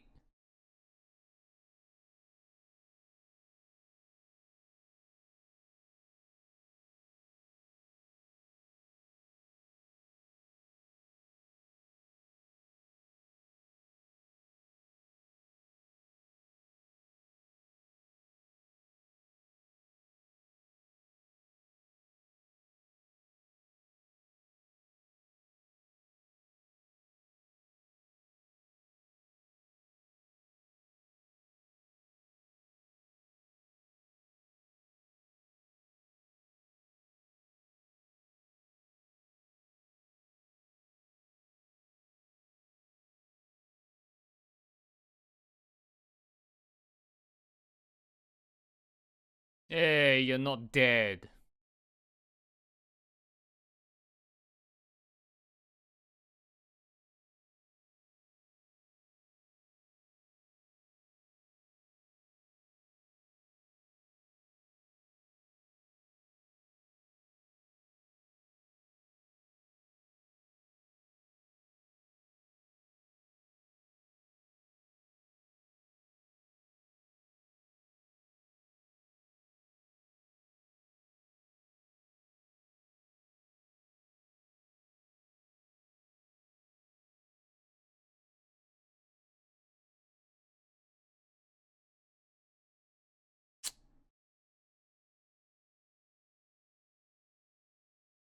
Oh. Cinnamon sticks everywhere on the floor. Well, I'm sorry about that. Sakura, if you kill any more people, I won't forgive you. Will you punish me, senpai, for being a naughty girl? Because that's what I want. Fuck off, Sakura, seriously.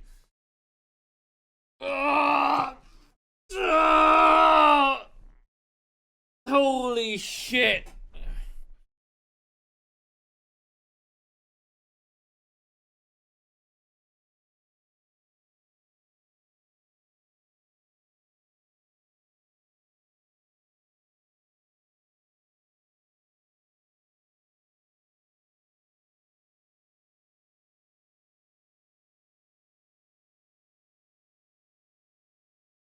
What happened? Your legs stopped working?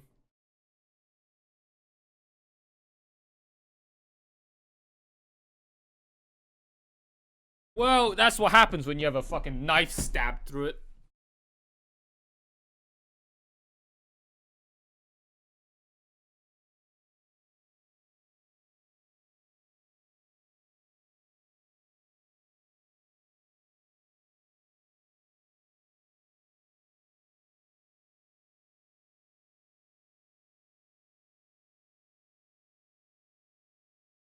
She's just lying there T-posing, asserting dominance.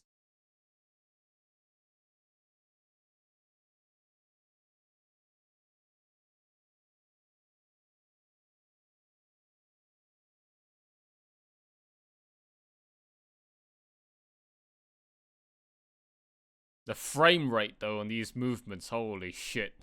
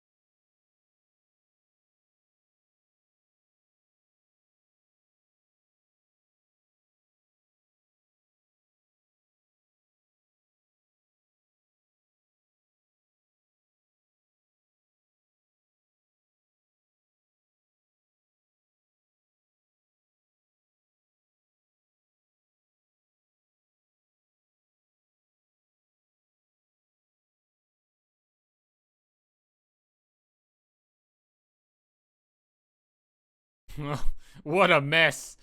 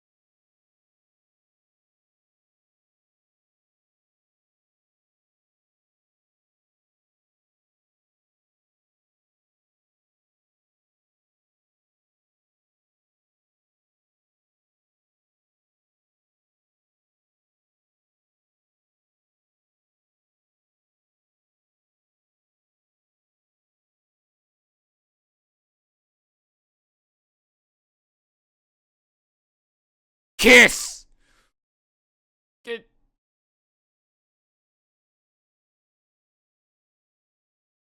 Okay.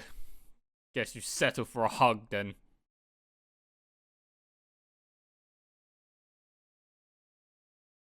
I mean, to be honest, kissing probably wouldn't have fit this scenario. I don't think Shiki is the kind of person that would like kisses anyway.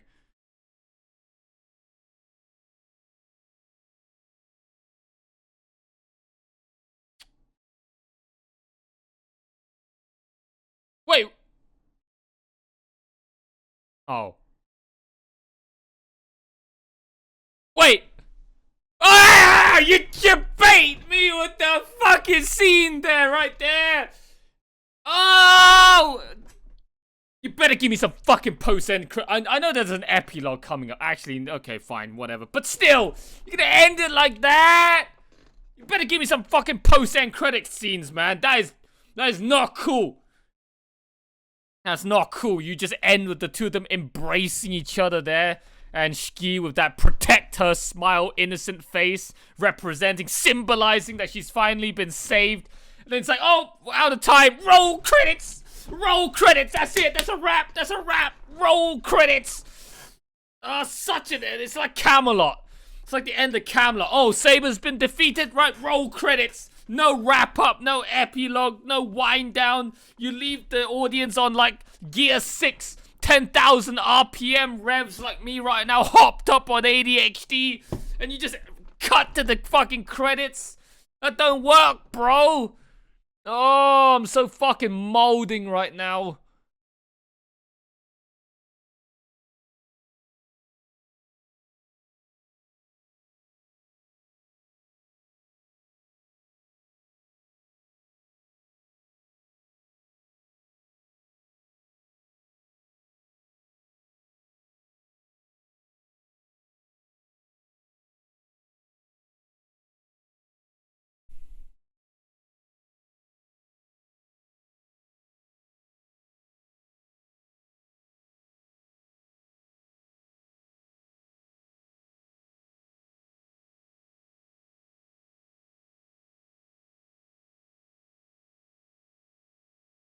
Oh wow, this song. Damn, they put vocals into the OST tune, right, from the show. Damn, Calafina! They went all 7 movies! It's like Aimer with Heaven's Feel. Just got every song. Damn. This song's good. I know I'm talking over most of it, but I've got it on full blast in my ears, man. Holy shit. What a way to end the fucking series. With a song based on the actual OST tune that has been running throughout the entire series.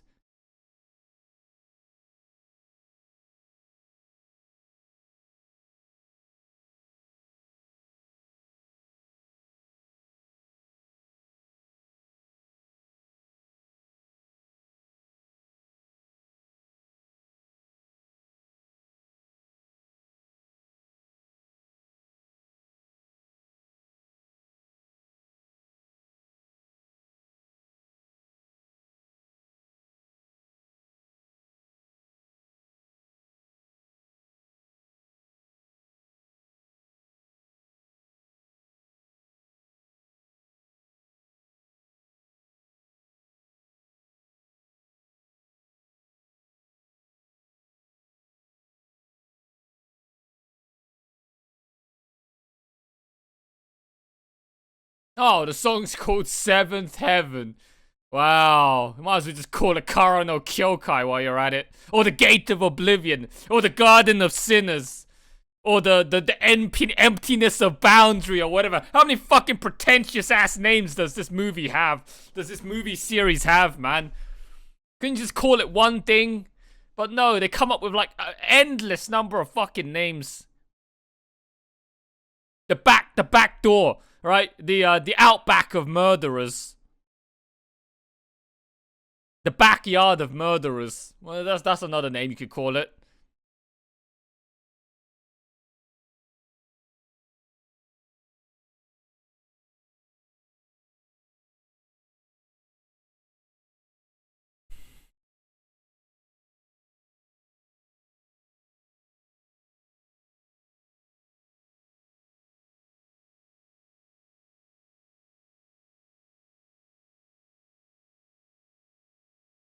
When did this movie come out? Huh? So there's 7 movies. The first one came out in like 2008. Right? So actually, this one's fairly new.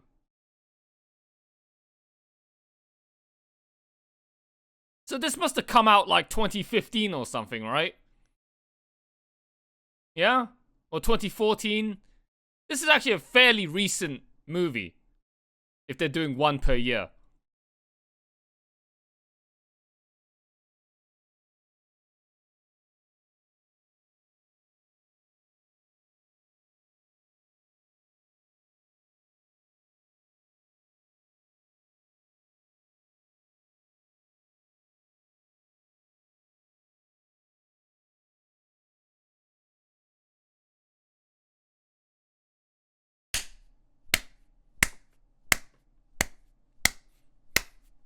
Oh, that song's so good. I'm gonna have to look that shit up. I'm gonna have to get the whole fucking soundtrack, man. Oh, post-end credit scenes. Nice.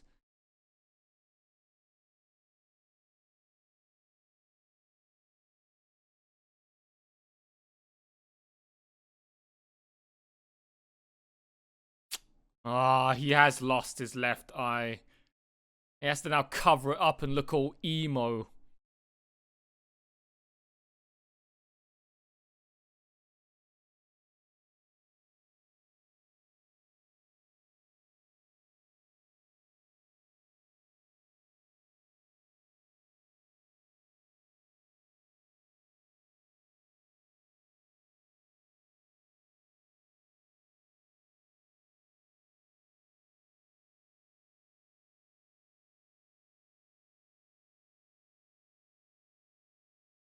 But you could have just asked Toko to make you one, maybe.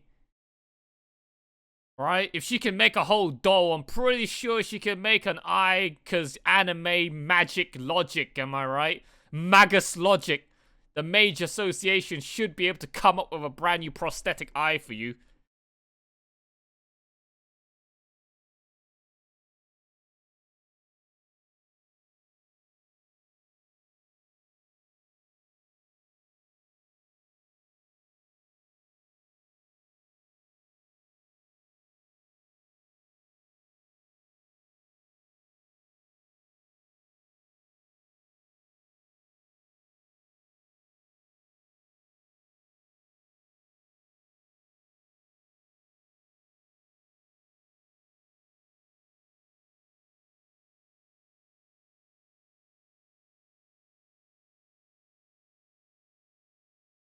I can't believe you're both fucking school kids.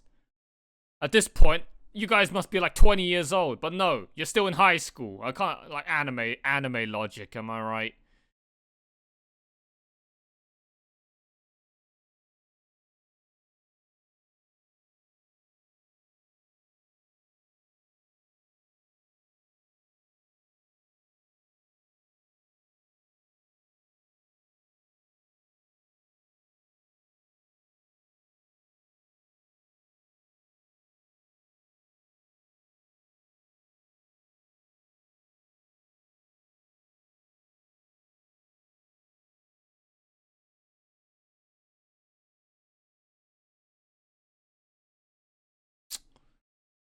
Oh, Shki's like god tier wife. Look at that smile! You gotta look at that shot right there. You gotta protect that fucking face.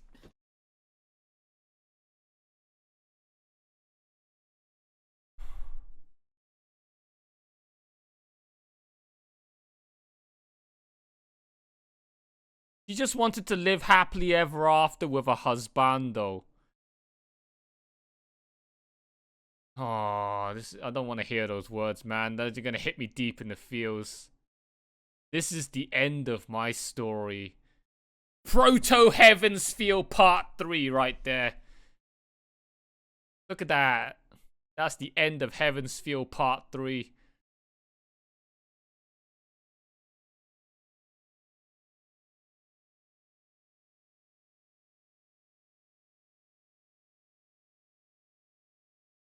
Anything else? Preview?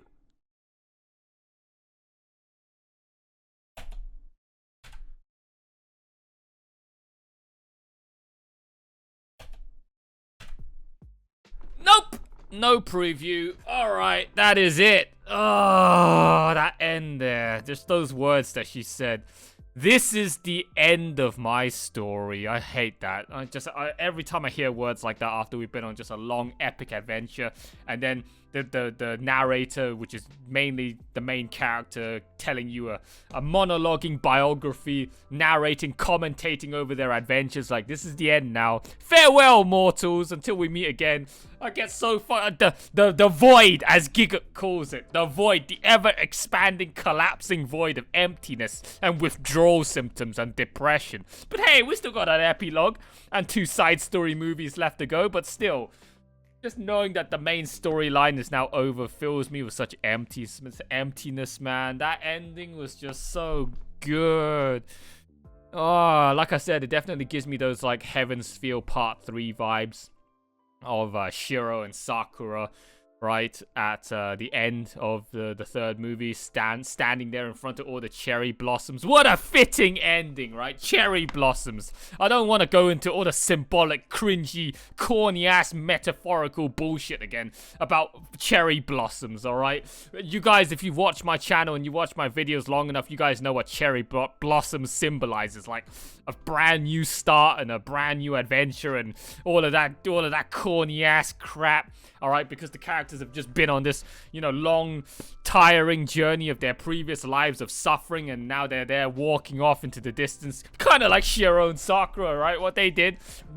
Taking those first steps forward into their new, happily ever after, into their bright new dawn and horizons and future, and then you have all the fucking cherry blossoms, you know, falling down, all the petals falling down and blowing away in the wind. Alright, to further emphasize their brand new epilogue, aftermath, happily ever after post story and post life. I literally just said I wasn't going to explain all that shit, and there I go. I just fucking explained it all. Oh, great. That's great. Like I said, alright, this has just been the most convoluted, overly complicated love story that I've ever seen, alright? You forget Kimi no Na wa. Okay, you want to see a fucked up love story between a girl, Shiki, who all of this time you thought she was just some crazy psychopathic murderer, but no, she was just this lonely ass girl that just happened to have some kind of, you know, a few screws loose in the head. You know, you can't blame her. But it was just a lonely ass girl that just wanted some companionship this whole time, and all she had this entire time was just this male alter ego in her body, Shiki, that had some murderous intent to her. And yeah, sure, it's got a little bit to do with her origin of, I think Arya said it was nil, or was that Arya's origin that was nil? I think he said it was Shiki's origin. It was something to do with murder, right, and chaos, right? So Shiki, you know, she was lonely that whole time, and then she also had this murderous intent in her. But really, all she ever wanted, and she shared the same dream as her counterpart, as her alter ego, the male Shiki. They just wanted to live happily ever after and have a boyfriend and have a husbando. Very understandable, much like most females, both in real life and in anime. You just want to find that loved one, that special person that you want to spend the rest of your life with and cuddle with for the rest of your life with, and then share dopamine, alright? But no, she spent her whole life, her whole upbringing being completely alone because she's such a quirky, weird kid and everyone stays away from her. Plus also the fact that, you know, she's a murderer, right? But the one day she bumped into this fateful dude that was into crazy yandere bitches. Like, oh, you want to kill me? You want to taste my organs? You want to feel the warmth of my intestines? Joke's on you. I'm into that shit. All right, feel my fucking warm intestines all you want, bitch. All right? So she met the perfect husband to go satiate her fucking loneliness needs. She's a crazy yandere, murderous, psychopathic bitch, or at least she was. And then this dude is completely into it.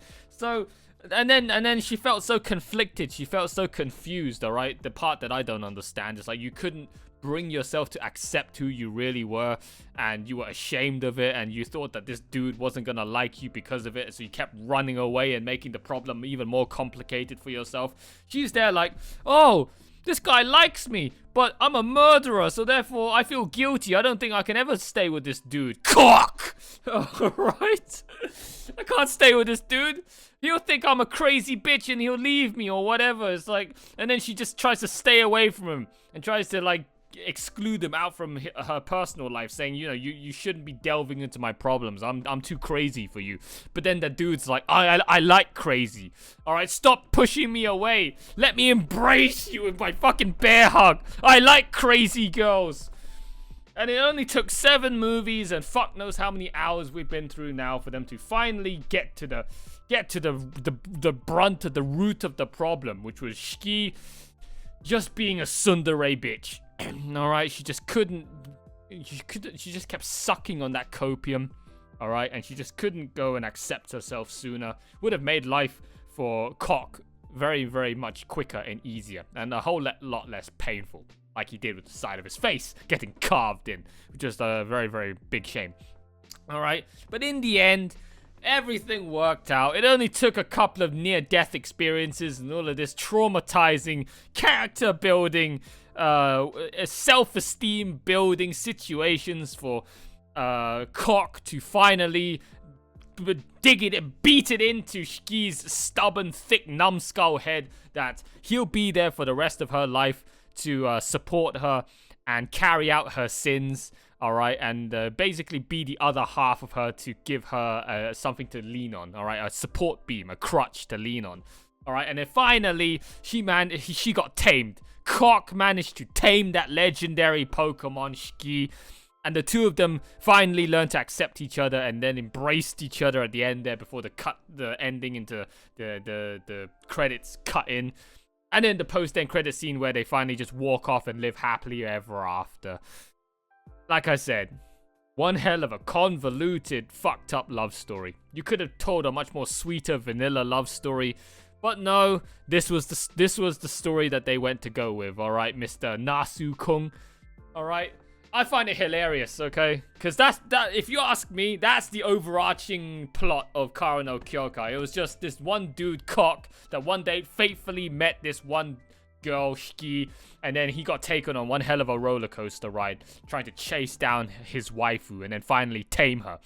All right, but then you got all of these other Type Moon universe themes and tropes and concepts thrown in here and there as we went through these 7 movies, like Origin and the Root and the Counterforce and all of that shit, which, you know, were touched upon a little bit here and there, but really, it's like, I find it so hilarious. The people like in the comment sections on YouTube like complaining. It's like, oh, pay attention. You missed this. Did you miss that? Did you point that out? Did you point that out? Did you point that out? And all that. Pointing out all of these minor, insignificant little details that ultimately don't really mean jack shit, all right, to the grand scheme of this show. All right, because for as much attention that I did pay to whatever I could read on screen with the subtitles and whatever I did, you know, keep my eyes on the screen for before I lose attention span with my fucking ADHD problems and then start looking away and getting bored, I know that there's only 2 things that I took away from this show. One, that the overarching story is just basically a love story between Cock and Shiki, and it was just this very, very long, drawn-out attempt of Cock to try and, you know, save Shiki's unstable mental state and trying to help rehabilitate her way of thinking and try to get her in the Pokeball. All right, Shiki was just playing hard to get this whole fucking movie series, and then Cock finally, through enough sheer willpower and resilience, all right, a man of focus, determination, and sheer will, he forced fucking Shiki into that fucking undersized Pokeball and then shoved her in there and then closed the lid and hit the lock button. Okay, that's basically one of the main overarching themes, okay, of this movie series. And the other one was just this whole thing about the Root with Arya Soren trying to set up all of these other side characters, all of these other episodic murder mystery investigations of all of these other characters, which ultimately didn't really mean a whole lot to the grand scheme of this show. They were just there for that one movie, just to touch upon some other Type Moon universe concepts, but they were there just to really drag out Shiki, okay, to Arya Soren's grand scheme of wanting to take over her body in an attempt, once again, by another deranged, mentally ill, fucked up magus. Another crazy ass magus trying to use every single resource and every single unethical, controversial method at his disposal in an attempt to reach the root. I mean, how many shows, like, at this point, it's just the same I'm watching the same fucking shit over and over again right now with Type Moon. Okay, but it's just a different cosmetic skin over it. Just another mage trying to reach the root. I think I've heard that story enough now. Okay, Lord El Meloy has definitely beaten that point into me far more than I would have liked. Okay, I already got previously from Fate Zero and Fate Stay Night and whatever is all about reaching the root for that's the goal of every magus. All right, I get the point. All right, the fact that there's just so many damn spin-offs and alternate timelines that just all beat the same fucking point into you over and over again. It's just, when does this ever get not tiring for you guys? Just having to learn. Hey, at least we didn't go through the whole fucking prologue tutorial again of the Holy Grail War. And, you know, explaining every servant and all of that shit. How many times have I been explained the tutorial of the Holy Grail War now watching these fucking Fate shows? Okay. So those are the only two things I took away from this movie series. The rest of it's just all minor details, which I don't really give a fuck about. Okay, but the two overarching themes, the overarching story plot points of this show, I dig it. Okay, I really liked Shiki. Shiki's a fucking god tier waifu, man. I think I might even put her in my top 5 list now that I've seen enough of her. Okay, she's definitely fucking grade A waifu material. Holy shit. Shame Cock didn't kiss her at the end there. I mean, you could have embraced her a little bit tighter, man. I hope in this epilogue and in the side story we get to see a little bit more of their interactions, okay? Please? Okay? I hate it when they just end the story with, like Kimi no Na wa. You just end the story with the two of them. Finally, after like 2 hours of edging and cock teasing, they finally confess to each other. And they finally embrace each other and it's like basically say I love you. And then they just cut end credit. Roll end credit scene, alright? Just no post a confession epilogue, satisfactory slice of life scenes, just to help the audience digest, all right, and self-reflect on that moment a little bit more, just to help enhance that dopamine, help enhance that serotonin release. They just go instantly, just give you a what's it called, a ruined orgasm, a sad wank. All right, they just fucking grip that fucking shaft mid-orgasm, and then you fucking just relapse. Alright, and it just cancels out the fucking spell cast. And then you're in the post-end credit scene, alright? Still riding on a fucking high, but they're not letting you fucking go down slowly. And then you feel very, very conflicted as to whether that was good or not. Like I did when the end credit scene popped up.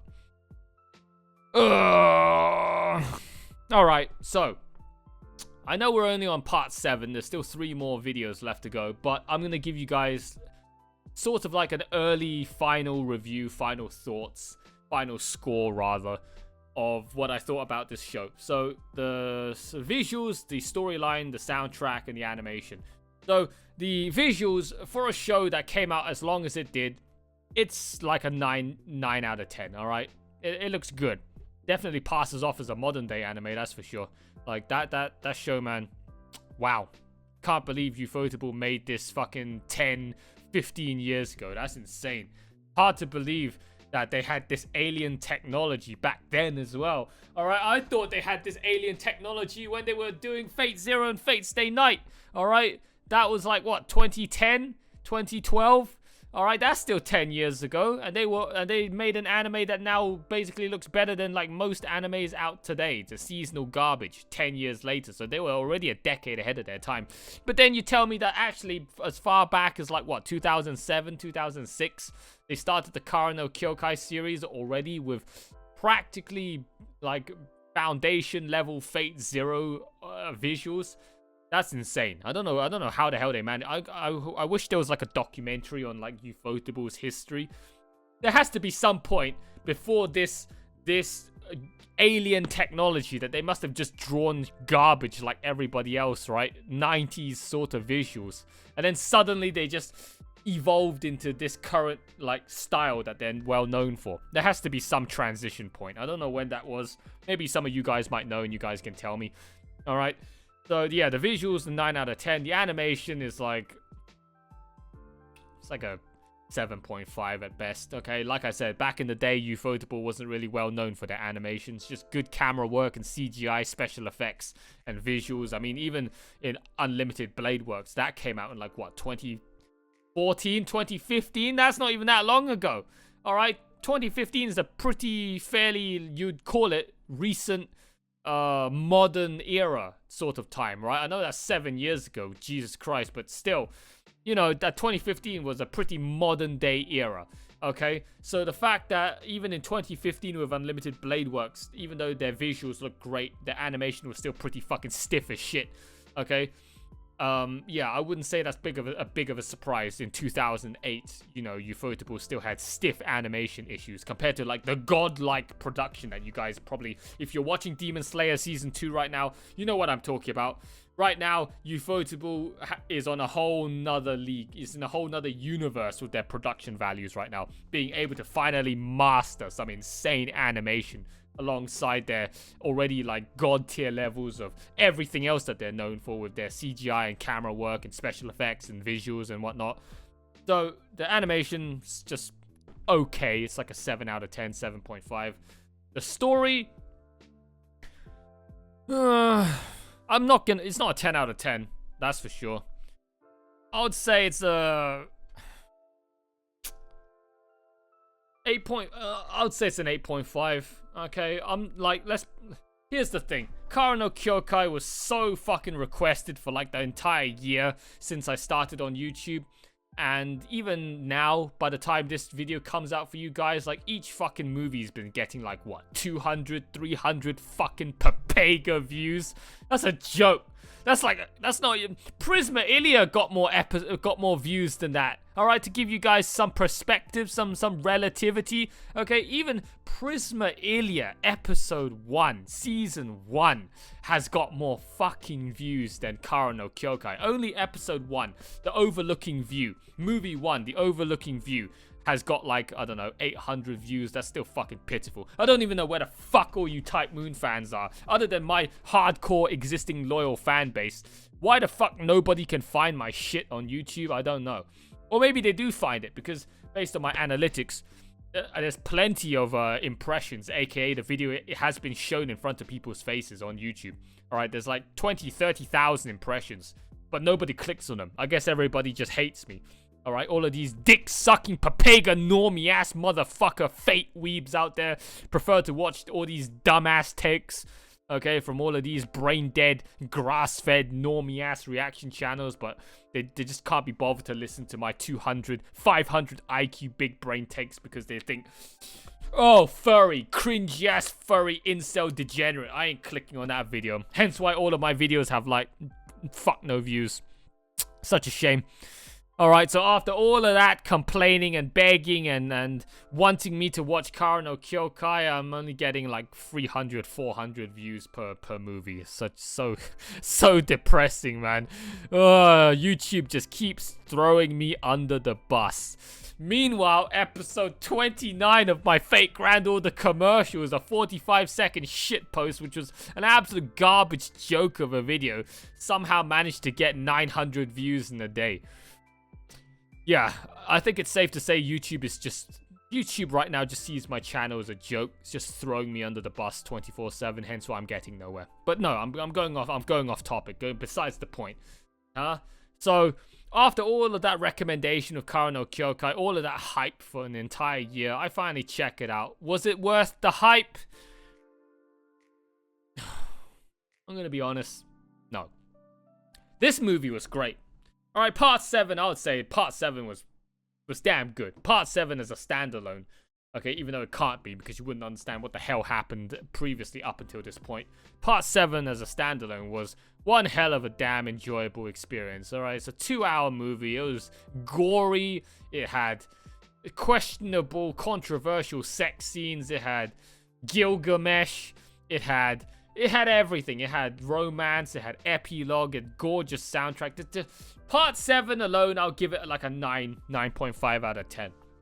But the entire movie franchise up until this point, it's like a solid 8.5 out of 10 for me. Either like, you know, Fate Zero's better. Heaven's Feel's better. Unlimited Blade Works for a lot of it, I'd say, is better. I mean, yeah, this was Nasu's original work. Okay, this was the template, the foundations upon which eventually, I guess, all of the Fate stuff eventually got derived from. Okay, so you can't expect it to be better than, you know, what the derivatives end up becoming, right? They're like polished off final forms. But it was still a very enjoyable experience. But I'm not saying it's a masterpiece. Okay, I'm not saying it's a 9, 10 out of 10. Okay, because at many points in this movie series, it was pretty damn slow, I'm not gonna lie, and I was falling asleep for a lot of it. Okay, soundtrack's a 10 out of 10. Yuki Kajiura, even back then, like 15 years ago, she was still knocking out them fucking bangers of OSTs, and Calafina singing every single last song of this movie series. All of them were great, especially this one. This last one to cap off, right, the main story with the OST that you've been hearing all of the time throughout this movie series, but now with vocals. Oh, it was like such a melancholy, bittersweet song to say farewell to this movie series, man. It was so good. I'm gonna have to go listen to that song again later. Yeah, visuals, animation, soundtrack, storyline. Yeah, so that's it. So overall, I'll give Kara no Kyoukai like a solid 8.5 out of 10. All right. I don't know what the last 3 have in store for me, but so far, it's been good. Okay, it's been really, really good. Okay, so I'm glad I finally checked it out. All right. Yeah.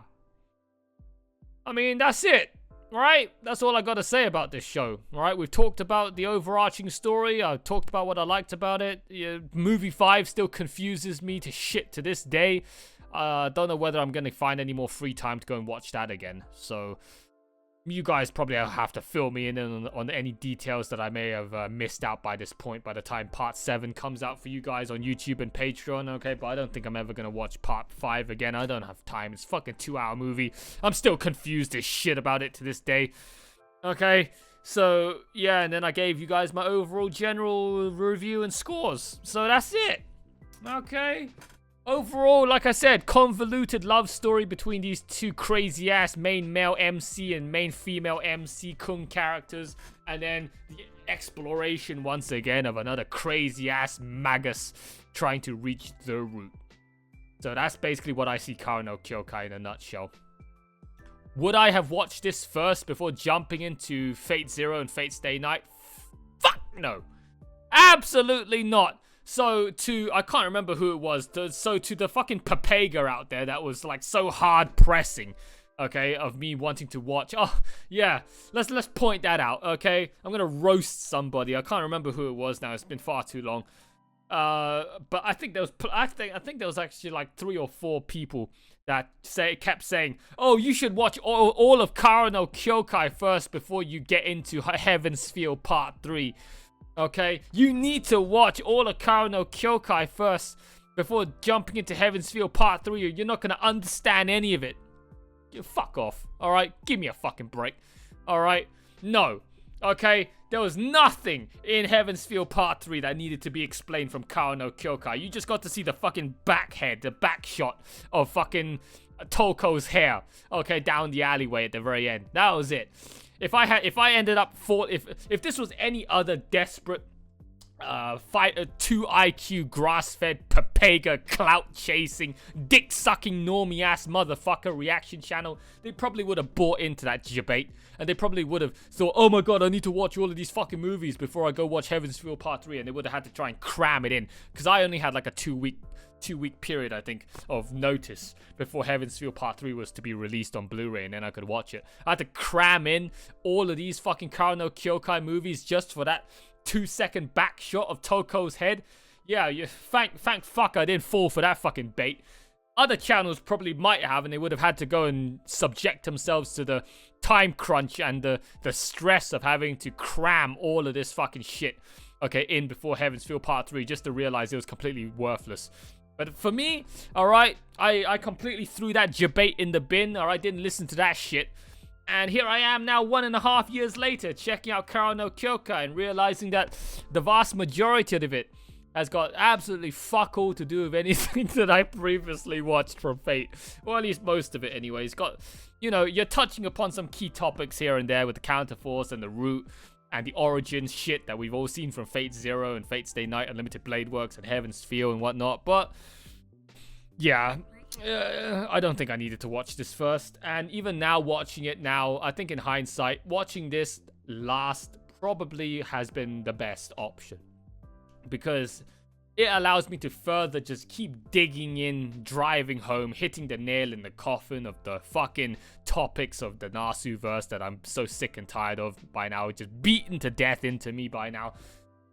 And it makes it easier to understand. Okay, if I had watched this super early on, let's say after Fate Zero, I think I've been recommended Kara no Kyoukai ever since Fate Zero. So if I actually ended up watching this after Fate Zero, it would have been even more confusing because I would have just not had enough foundation from both the comment sections, discussion, community talks and discussions with me in all of my platforms and whatnot. I just had enough Type Moon verse and Fate Stay Night exposure for me to finally jump into this show. Okay, feeling confident enough that I can go through it without too much confusion. Okay, so yeah, I would say the order that I've done it in, I'm happy with it. Okay, doing this last. All right. So, guys, that is it. All right, we've got an epilogue and 2 side stories left, but generally that is it for the main overarching storyline for Kara no Kyoukai. I hope you guys have enjoyed one hell of a spectacle of a movie and of the movie series so far with part 7 up until this point. So if you're still watching right now, which for the most part most people would have fucked off by now unless you're my die-hard loyal followers, but if you're brand new to this channel and you're watching my video up until the very end, if you're one of those Giga Chad supporters, if you're brand new to this community and you haven't done so already and you've liked what you've seen, please, I very much appreciate it. If you're on YouTube, like, comment, and most importantly, subscribe to the YouTube channel. Hit the subscribe button down below. It's free. Takes 2 seconds of your time. You'll be supporting your boy out dearly by helping me rack up them support numbers on YouTube, them vanity numbers on YouTube. Just so that people look at my channel and their first thought is, oh, this guy's a somebody because he's actually got numbers. All right, because they're all fucking just sheeple number Andes that just look at somebody's subscriber count as a detection of quality. Even though I've seen a fair number of channels out there that have too many subs for the amount of quality crap that they are pumping out every single week that they don't deserve. Okay, so please help me bump up them numbers, them subs, man, on YouTube. Okay, I very much appreciate it. Also consider joining the Discord and the Patreon if you want to show me that next extra levels of financial backing and support. Big massive shout out to all of my existing patrons right now supporting me on Patreon. And last but not least, big massive shout outs once again to the Sloth Troopers, Tomato, and Eden's Musketeer. And also to the Supreme Sloth supporter as always, Zozo. Thank you so much, you guys, for being top dog supporters of the Too Lazy for Life patron army. Especially to you, Zozo, as always. Like 4 months in now as a Supreme tier supporter. You're an absolute freaking legend, okay? Thank you guys so much. Alright, so that is it for part 7. The end of the main story. We're gonna go and wrap up now with these last 3 videos. Epilogue next. Can't wait to see what that's gonna be all about. Okay, so that'll be up for you guys next, whenever that's gonna come out. Okay, so that is it for this video. Hope you guys have enjoyed it. It's been a pleasure so far with this Kara no Kyoukai movie reaction series. Alright, I'll see you guys all next time for the epilogue. But until then, that is it from me. Bye for now!